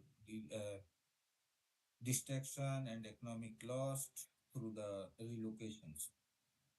And policy initiative, the government introduced the National Adaptation Plan in 2018. And after the cyclone Winston, government started one plan that build back better approach. So through that plan, they some cyclone-proof buildings, infrastructure, government approach was to build back better, and integration of traditional knowledge is also one of the important in the after 1970 after independence. They're trying to include some indigenous methods with the meteorological and other methods because if you go through the IPCC reports, there is also that there is a need to not only rely on the meteorological data study the science, we also need to include some traditional knowledge systems. So persistent challenges were the limited funding, and there is a land tenure conflict. That topic is different totally, because that need also some more time to explain, because there is a conflict between land tenure system in Fiji. So tension with the international frameworks adopted but not fully utilized here. So key finding, three things is: number one is vulnerability is political economy, that is not natural or inevitable, and set by the power structure, not just environment. Second key point is knowledge politics matters, that whose knowledge count in planning, the European knowledge or the international knowledge or the indigenous knowledge is important in the planning. So colonial dismissal had material consequences. The colonial authority dismissed, they tried to implement their own method of planning. So that's also, they ignore the indigenous method. So third one is the path dependency is real. For the past decisions, constant, present, optional, and colonial patterns persist even today. In pattern in case of environmental justice dimension, if you see the distributional injustice, like colonial land policy displaced community to the vulnerable areas, because their land policy was also displaced many communities to the vulnerable areas.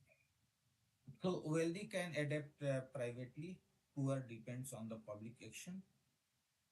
And there was a procedural justice injustice, who participate in the adaptation decision, and external expert versus the community knowledge, and recognition of injustice, indigenous knowledge dismissed or tokenized, need for the genuine partnership, not appropriation, and policy. After all, the policy, their policy implication on the addresses of the colonial legacies. The land tenure reform was one of the major challenges for the Fiji. Second one was the is the infrastructure relocation, and third one we can say that the economic restructuring. And if you see the another point, like genuine knowledge integration, there was a support from the traditional government authority. Here we have also the traditional system of ruling after the when British came in 1874. After that, they established another to protect the indigenous culture and tradition. They established the Great Council of Chiefs. So that is also traditional governance authority. And another enable intergenerational transmission and the community control over the knowledge use. Though, though the center equity is avoid reforming existing inequalities, and they prioritize the vulnerable population. Only the priority is given to the vulnerable population. So that's also one type of, you can say, environmental injustice. Methodological contribution. Our method in the beginning, I mentioned that our approach is long durée approach of the Brodon, which we can see that not in short term we can find out the approaches. So long term approach is always useful to in adaptation methods that reveals the historical contingencies. So historical knowledge through the millenniums, we can find out through our researches that we need to consider the historical information to build the new adaptation strategies. which shows the vulnerability as a historical produced. Vulnerability is produced historically, that produced through the colonial legacies. And for this, we can integrate framework for this research is the environmental history framework, political ecology framework, post-colonial theories, resilience studies, and environmental justice. And for the sources, we used in colonial archive sources, some oral traditional sources, some policy documents of the government, and scientific literature for the literature review. And broader significance of this study is for the Pacific studies exemplify the regional colonial environmental pattern, which also uh, tension between tradition and modernity.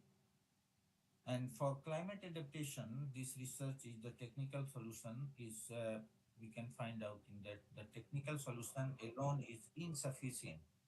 So we need not only the technical solution, also the historical and the traditional knowledge should be included in the climate adaptation methods.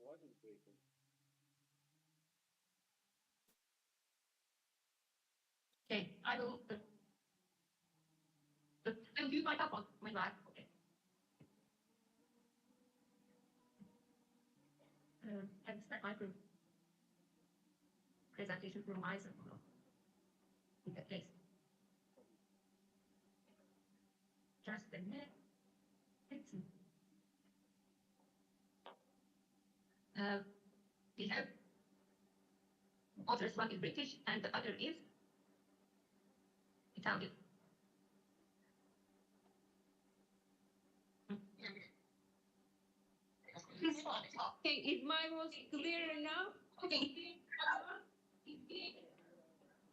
Is my voice coming clearer?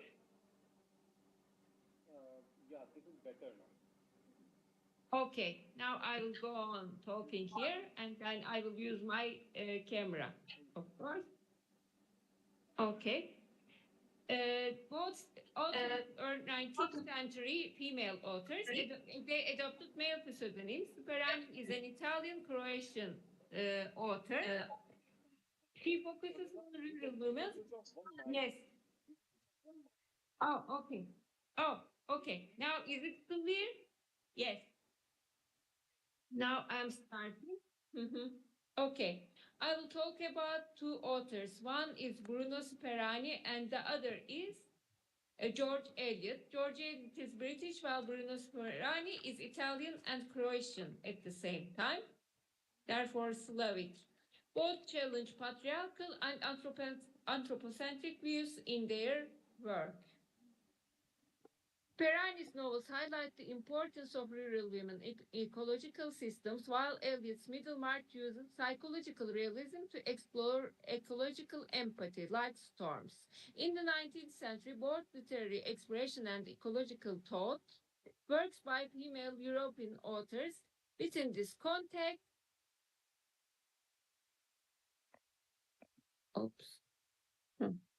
within this context, I will analyze their work.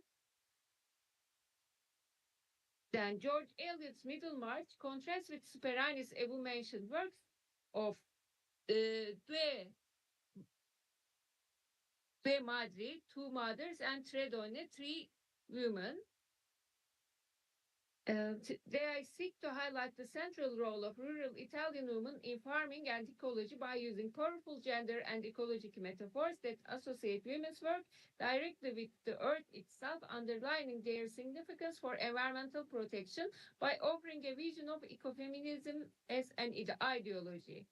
George Eliot's Middlemarch contrasts with Sperani's above-mentioned works by integrating ecological empathy skills into the character's psychology. The novel uses descriptions of the natural world, landscape, and weather alongside social structures to articulate a Victorian viewpoint on ecology that highlights the mutual reliance between our inner emotional lives and external environmental factors. By juxtaposing Sperani's explicit rural ecological settings with Eliot's subtle integration of environmental consciousness into social and psychological narratives, this study demonstrates how both authors challenge anthropocentric and patriarchal paradigms. Their works anticipate contemporary eco-critical discourse. In fact, Bruno Sperani was the unusual male pen name of Vincenza Beatrice Speraz. She was born in Split and passed away in Milan. Her father was Slavic, whereas her mother was Italian. George Eliot was born in Nuneaton, Warwickshire, England, but died in London. Her real name was Mary Ann Evans, also known as Marian Evans or Marian Cross. She had an affair with philosopher George Henry Lewes between 1854 and 1878, this year in which he died. Afterward, in 1880, she married John Walter Cross happily before her death. Regarding previous studies on both authors, Valetti Thomas discusses how Bruno Supereni prevailed among male literary work owners. Columni Camerino refers to Bruno Superani's criticism of industrialization in a feminist way. Besides, Croce deals with the factory descriptions by Bruno Superani. Apart from this, Stang mentions the moral philosophical views of George Eliot revealed in her works. Moreover, Henry analyzes the feminism in Middlemarch as a novel written by George Eliot. For analyzing their works, the ecolinguistics theory will be this study's guide. Thus, this study hypothesizes that both authors were ecofeminists, showing their love of nature and feminism in their works. In addition, the aim and scope of this study is to prove the similar presence of feminism and ecological love in both authors' work by the theory of ecolinguistics. Then, here is the prior.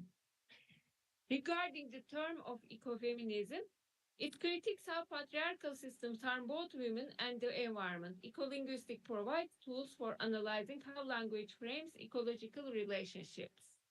The term was invented by Françoise Dauborne as a French philosopher. Then ecolinguistics is developed by Ernst Tibby. It is a current theory. It analyzes language's role in ecological relationships. Key tools concern ideologies, therefore ecological ideologies. There are frames between metaphors, such as climate change is a time bomb, as he mentions. There are metaphors, and these are evaluated according to their consequences, the identities of the sayers, and there are convictions that try to convince people. There is the concept of erasure. Therefore, from the scene, the positive effects of the environment get deleted, while the negative events become salient by criticizing ecological issues, according to this term. Then, regarding Sperani's ecofeminism, women appear as ecological agents via rural labor and sustainability, and the main metaphor is nature is a mother in her work. She criticizes capitalist patriarchy, and female labor is the key to success as a society. Regarding Ellis' ecological thought, she talks about Middlemarch. There are ecological metaphors linked to human emotions, such as storms. Storms change events and the course of events. The usual metaphors: rain is sadness, storm is change, sun is happiness, humans are the environments of spring, and there is the ecological awareness through psychological realism, as there are vital changes in the characters' lives. There is the comparative character team map, according to two mothers, three women, and Middlemarch. There is the class struggle in Middlemarch, but the rural women live happily in the Italian author's work. Motherhood is questioned in Sperani's work, as the two mothers are involved with the same man. The first woman is the first lover of the man with whom the other woman get married. They try to live together, but they decide to leave each other in peace, and they leave saying goodbye to each other in the end. In the other work, Tredone, three women are trying to build concrete friendships. There is Virginia and Christina and Maria as the main characters. Then they try to save themselves from the society. Christina goes to the United States by seducing a man. Maria becomes a social environmental protector, defender. And then Maria dies in the end. Virginia is concerned about the society, and she climbs up the societal steps, as in George Eliot's Middlemarch, where the characters deal with issues. Dorothea doesn't like many cities such as Rome, Paris, but she prefers to live in the suburbs and she prefers within the environment in Middlemarch.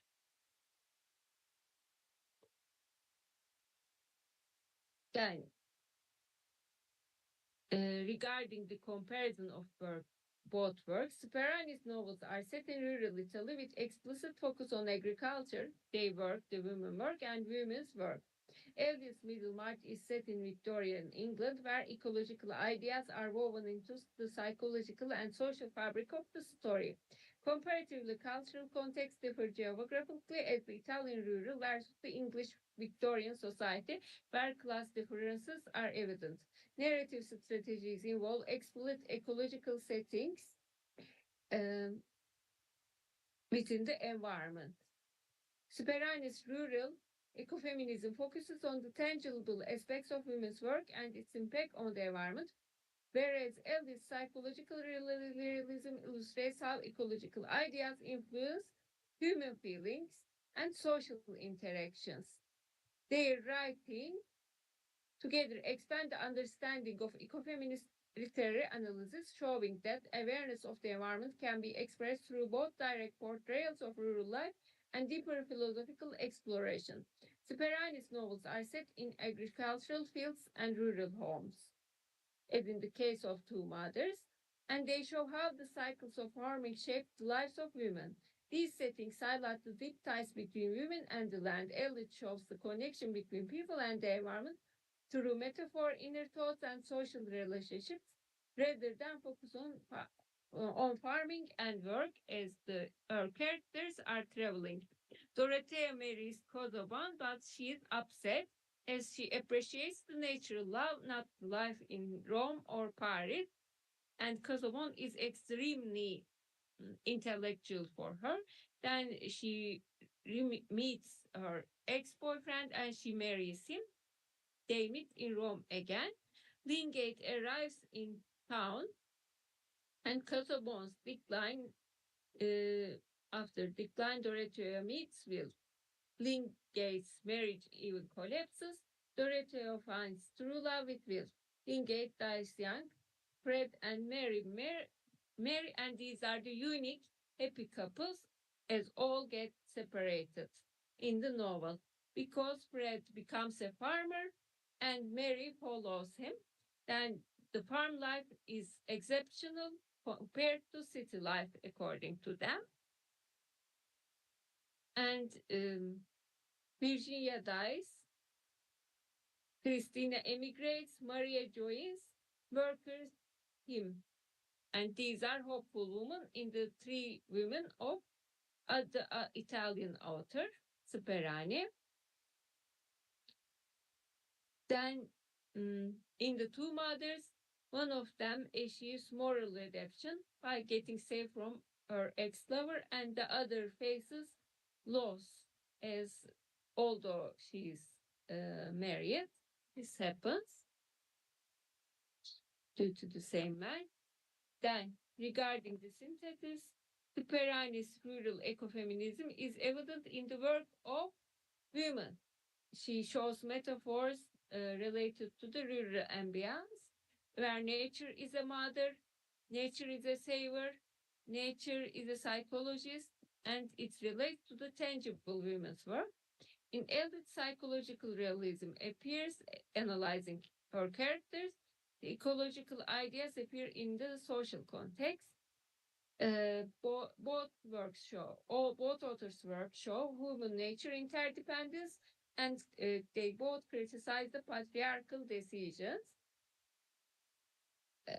as we can see. And we can see in Eliot that richness is nature, nature is happiness, and also nature is a mother as eco-linguistic metaphors. To conclude, both authors are early ecofeminist models who challenge anthropocentrism and patriarchy. In conclusion, Sperani and Eliot offer early examples of ecofeminist thought in literature. Their use of male pseudonyms was both a strategy for survival and a form of resistance. Bruno Sperani and George Eliot,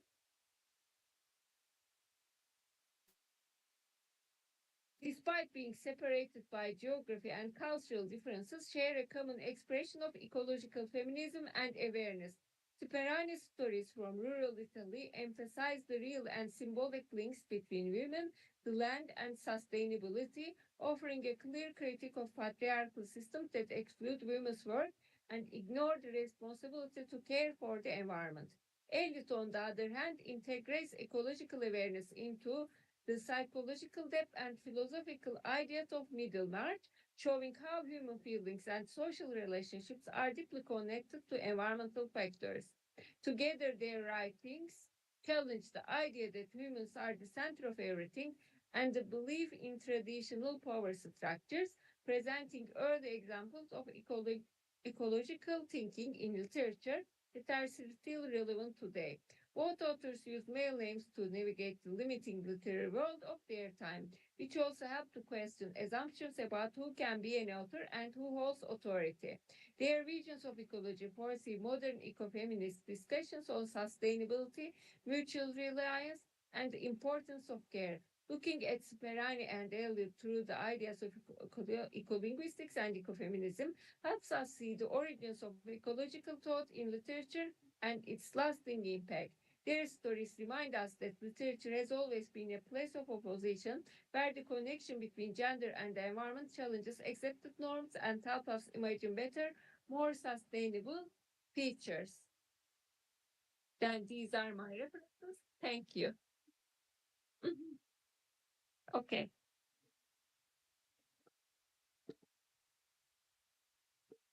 Our next presenter is Nisanka Sanjivani. Sanjivani Ariyaratne is she's a senior lecturer in political science attached to Department of Okay.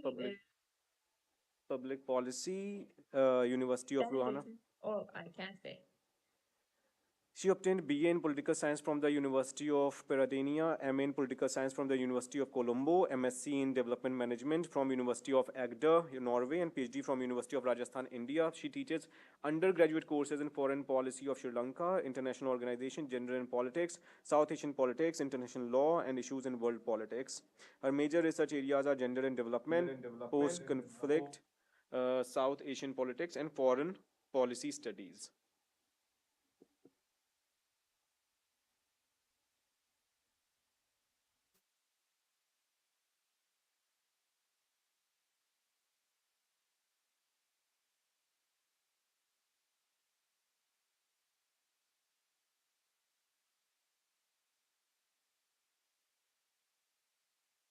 Yeah, am I audible?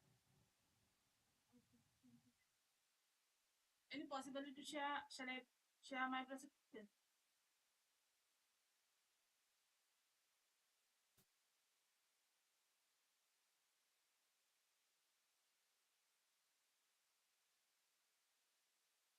So it is difficult to share in my presentation.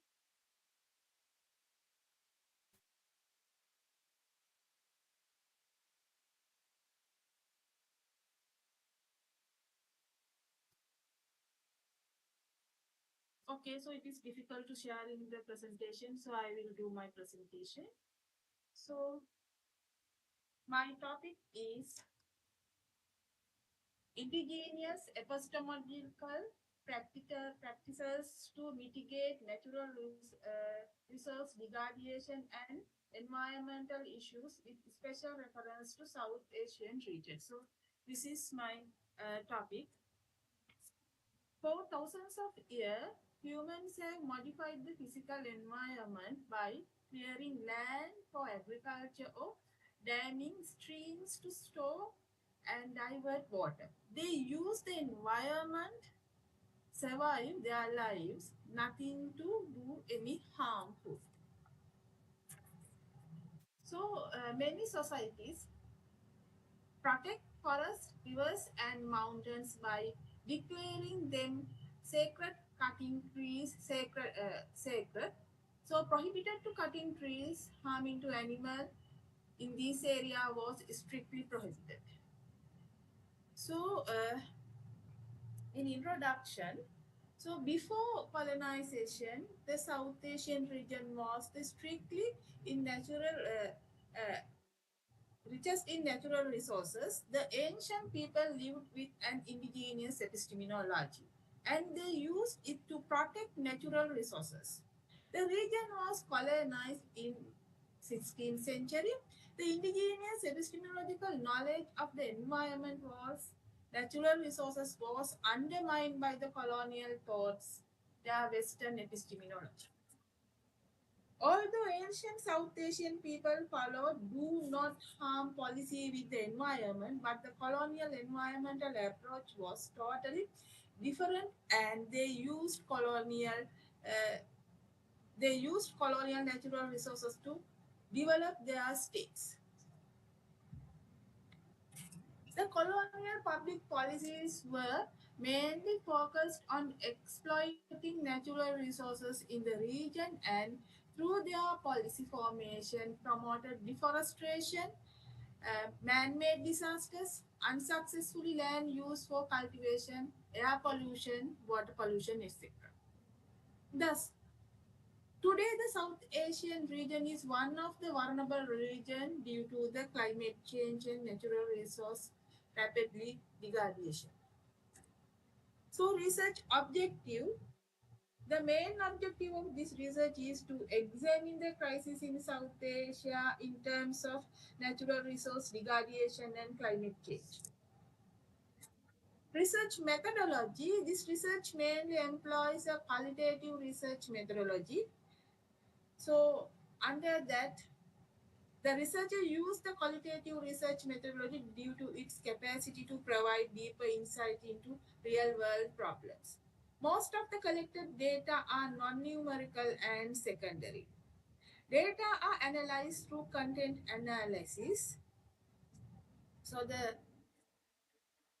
Western epistemology was indigenous epistemology. So gradually British colonial imposed Western epistemological practices in all sectors of colonial countries. They introduced their Western epistemological knowledge in education, medicine, agriculture, food culture, religion, etc. Thus, colonial wanted to demonstrate indigenous knowledge as an unstated and pristine and unhelpful phenomenon. Indeed, Western epistemological findings are not always optimistic. There are several shortcomings and side effects for human beings. For instance, it is not environmentally friendly, creating many disasters. Not only that, new disease, nuclear weapons, and uh, gave enormous drawbacks to human beings. So, then another thing I wanted to mention regarding the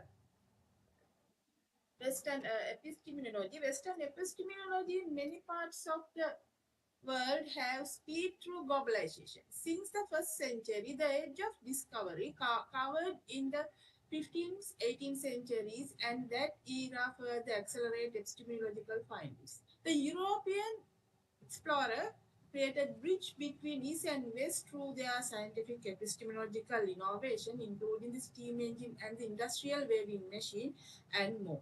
Moreover, scientific objective knowledge vastly increased man-made knowledge of the physical world and solved most of the philosophical questions.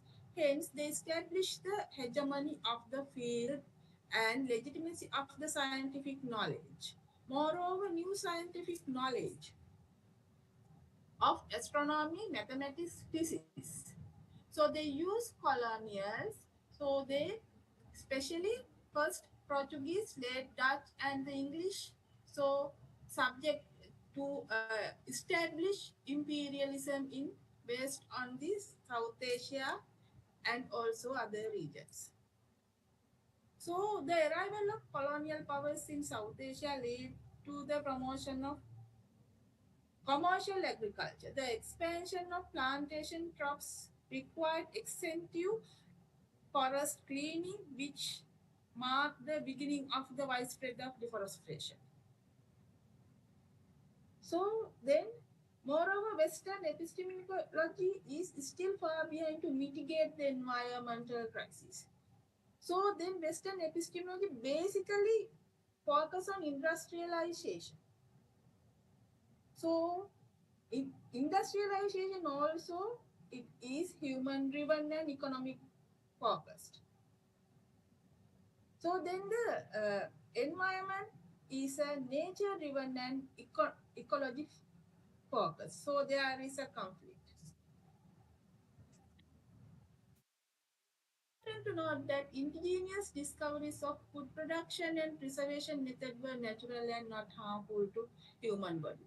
In India and this other South Asian Asia, indigenous farmers acquired a better knowledge of identify soil fertilization and eco-friendly methods of agriculture. Indeed, more research is needed to promote to identification indigenous cultivation methods, seed, soil selection, and fertilizer making, which are important to investigating and implement with the existing agriculture system. So now we are going to move into the look at future challenges. The South Asian region faces several challenges because of the neglecting regarding plants. Overpopulation is one of the foremost challenges to the region, and that issue directly connected with plants and their sustainability. So the current population of the South Asia, 2,081,525,000 according to 2025. So the South Asian population is equivalent to 25%, 33% of the total world population. South Asia ranks number one among sub-region ranked by the population. The primary of the population of South Asia directly depends on biodiversity for their livelihood. High population level translated into increased resource demands on already decreased biological diversity of the region. So urbanization is another issue coming in future. South Asian urban people foresee it rise by almost 250 million by 2030. There are some of them, some scholars pointed out. So the urbanization also one of the issue future South Asia will challenge. So similarly, another thing is urbanization ultimately increasing natural inhabitant fragmentation and the loss of many plants and animals. So the deforestation in South Asia is another issue. Agricultural land predominant constituting 43% of the total geographical area. So the deforestation is high in South Asian region. So the long-term change analysis using classified map from 1930 to 2014 indicated loss of 29.62 forest cover in South Asia. So climate change. So then the climate change is another issue. So 2 weeks before we faced in Sri Lanka, we faced one of the hazard coming through the cyclone. So climate change is one of the it is in future it will increase biodiversity and also it will affect to the coastal zones. So the another thing is we have in South Asia comparison over 70,000 specimens of which more than 10,000 are type of original material we have. The majority of we have lot of medicinal plant in South Asia, so we have to go back to them and we have to find a to mechanism to protect them. So most of the countries fail to follow collective sustainable environmental policy to protect plants. So what are the main reasons to protect for following sustainable environmental plans? Lack of cooperation among member countries regarding the environmental matters, low funds in infrastructure facilities to research environment, and research findings are not shared among member countries. So it is important to establish a common policy to plant protection, to reduce spread adverse impact on plants, to avoid local and transboundary pests and diseases on plants, to build a strong network among countries that can promote research and monitoring on plants, to protect medicinal plants, to provide awareness about invasive plant species and knowledge sharing about the plant research. So we have to think about that. So Western epistemological approaches with focus, reduction, and actually we have to think about what ancient epistemological knowledge, how they used to protect the plant. So then, in my conclusion, it is important to have common plant policy and natural resource protection policies for South Asia, and region can address the upcoming issues through regional cooperation. Thank you very much.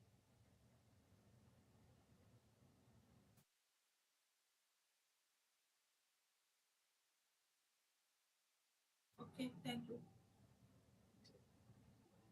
Our next presenter is Dr. Bandana Sinha Kumar, who is a lecturer of English Literature, University of Zambia. Her main area of interest are eco-criticism, memory studies, and Bachelorian studies. She is the Joint Secretary of EFSLE in Zambia.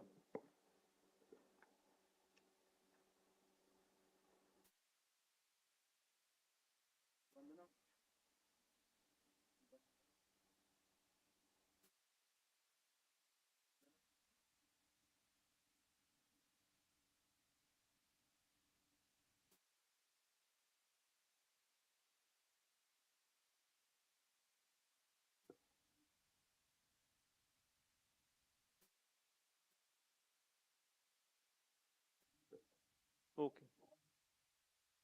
So I would like to call the chair uh, for his comments and question.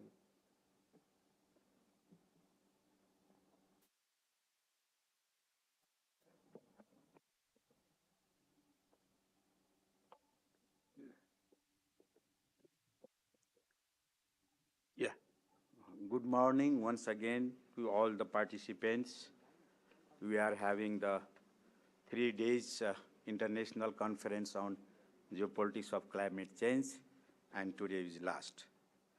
So we have 3 presentations done this time, and first presentation, it was by the Mumtaz Alam, and regarding his presentation is cyclone, colonization, and continuity of the 3 centuries of environmental adaptation.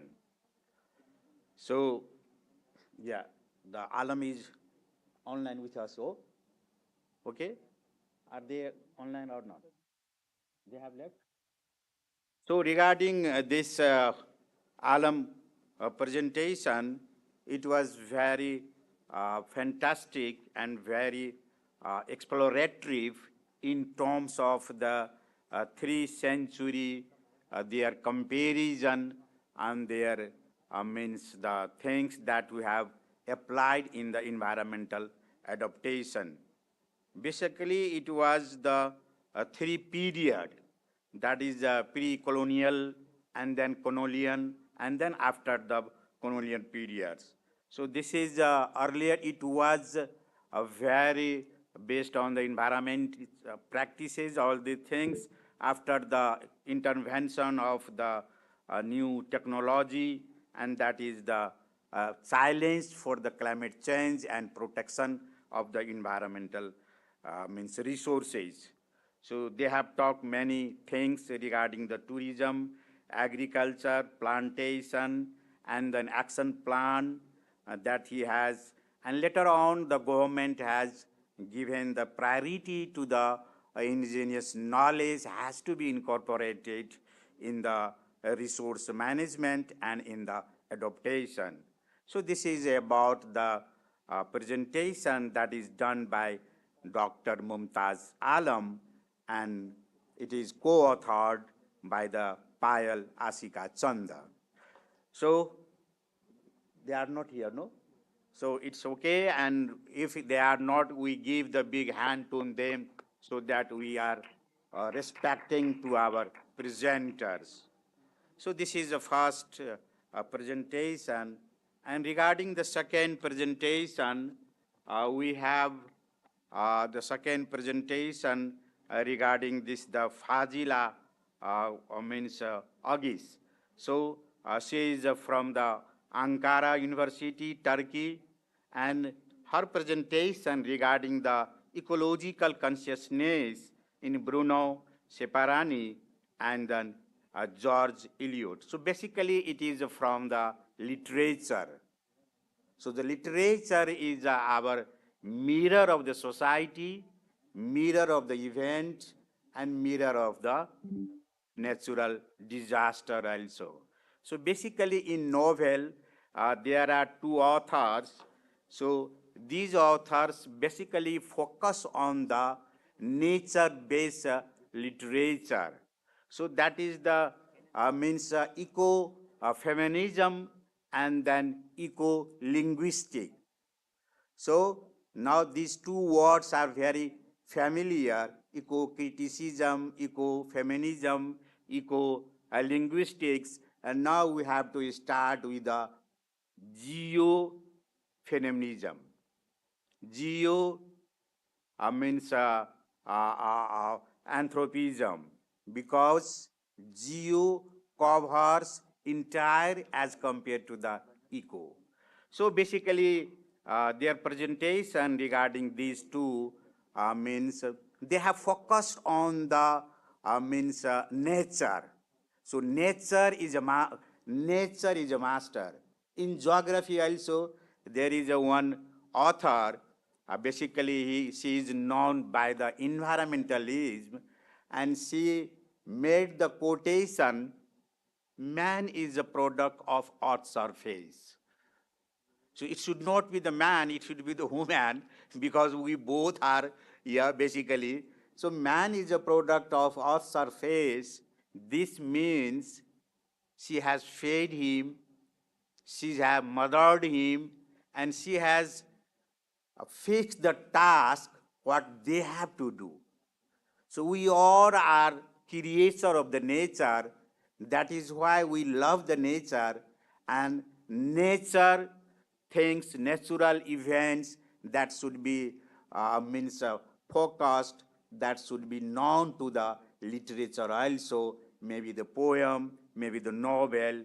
So these two describe how the character of these novels, they use their natural things and the perspective of the feminism, and then they have the woman perspective, all these things. So regarding this, we have this presentation by Fazila Agis. So we give the big hand to them also, because they are our presenter as a basically focus on the geopolitics of the climate change. So this is our second presentation. And regarding the third presentation, we have the third presentation basically from Dr. Nishanka from University of Ruhana, Sri Lanka.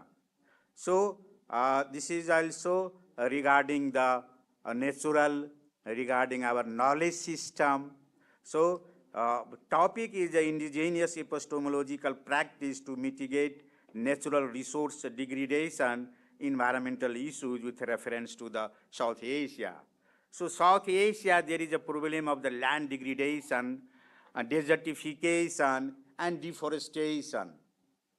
So with these problems, with the environmental issues and global challenges, who care these all these conservation and then protection? So we have the different knowledge system. We have the modern system. So modern system is a top-down approach, but we need the bottom-up approach. So in the bottom, we have the indigenous communities and then people also. So their focus is indigenous epitotical practices, what the local people are doing, how they know the nature, how they adopt the nature, how they conserve the nature. So they are the real engineer of the resource management. We are the thinker from the top, and they are the doer from the ground. So the focus is on that. We don't have any external means. It was a British system in that area, in that Sri Lanka also, and British import the system over there that is not suitable for the local perspective and local conservation practices. So he focused on as compared to the British epistemological practices, knowledge, they focus indigenous from there itself to manage the natural resources. Basically, we are always ignoring the person who almost near to the nature and then ground reality. So this is the paper regarding this. So we have to give the big hand for them also, so that they will be respected by us in the society. So this is the third, and regarding the fourth presentation, third presentation, no? Fourth we don't have. So regarding the third presentation, this was the third, no? Yeah, and then Nisaka. Yeah, it was the third. So we don't have the fourth. So, okay, these are the three presentations we completed within the time because this is the online presentation that is very, very versatile, and the works are very explored and done by our presenters. They have much work. So I would like to thank the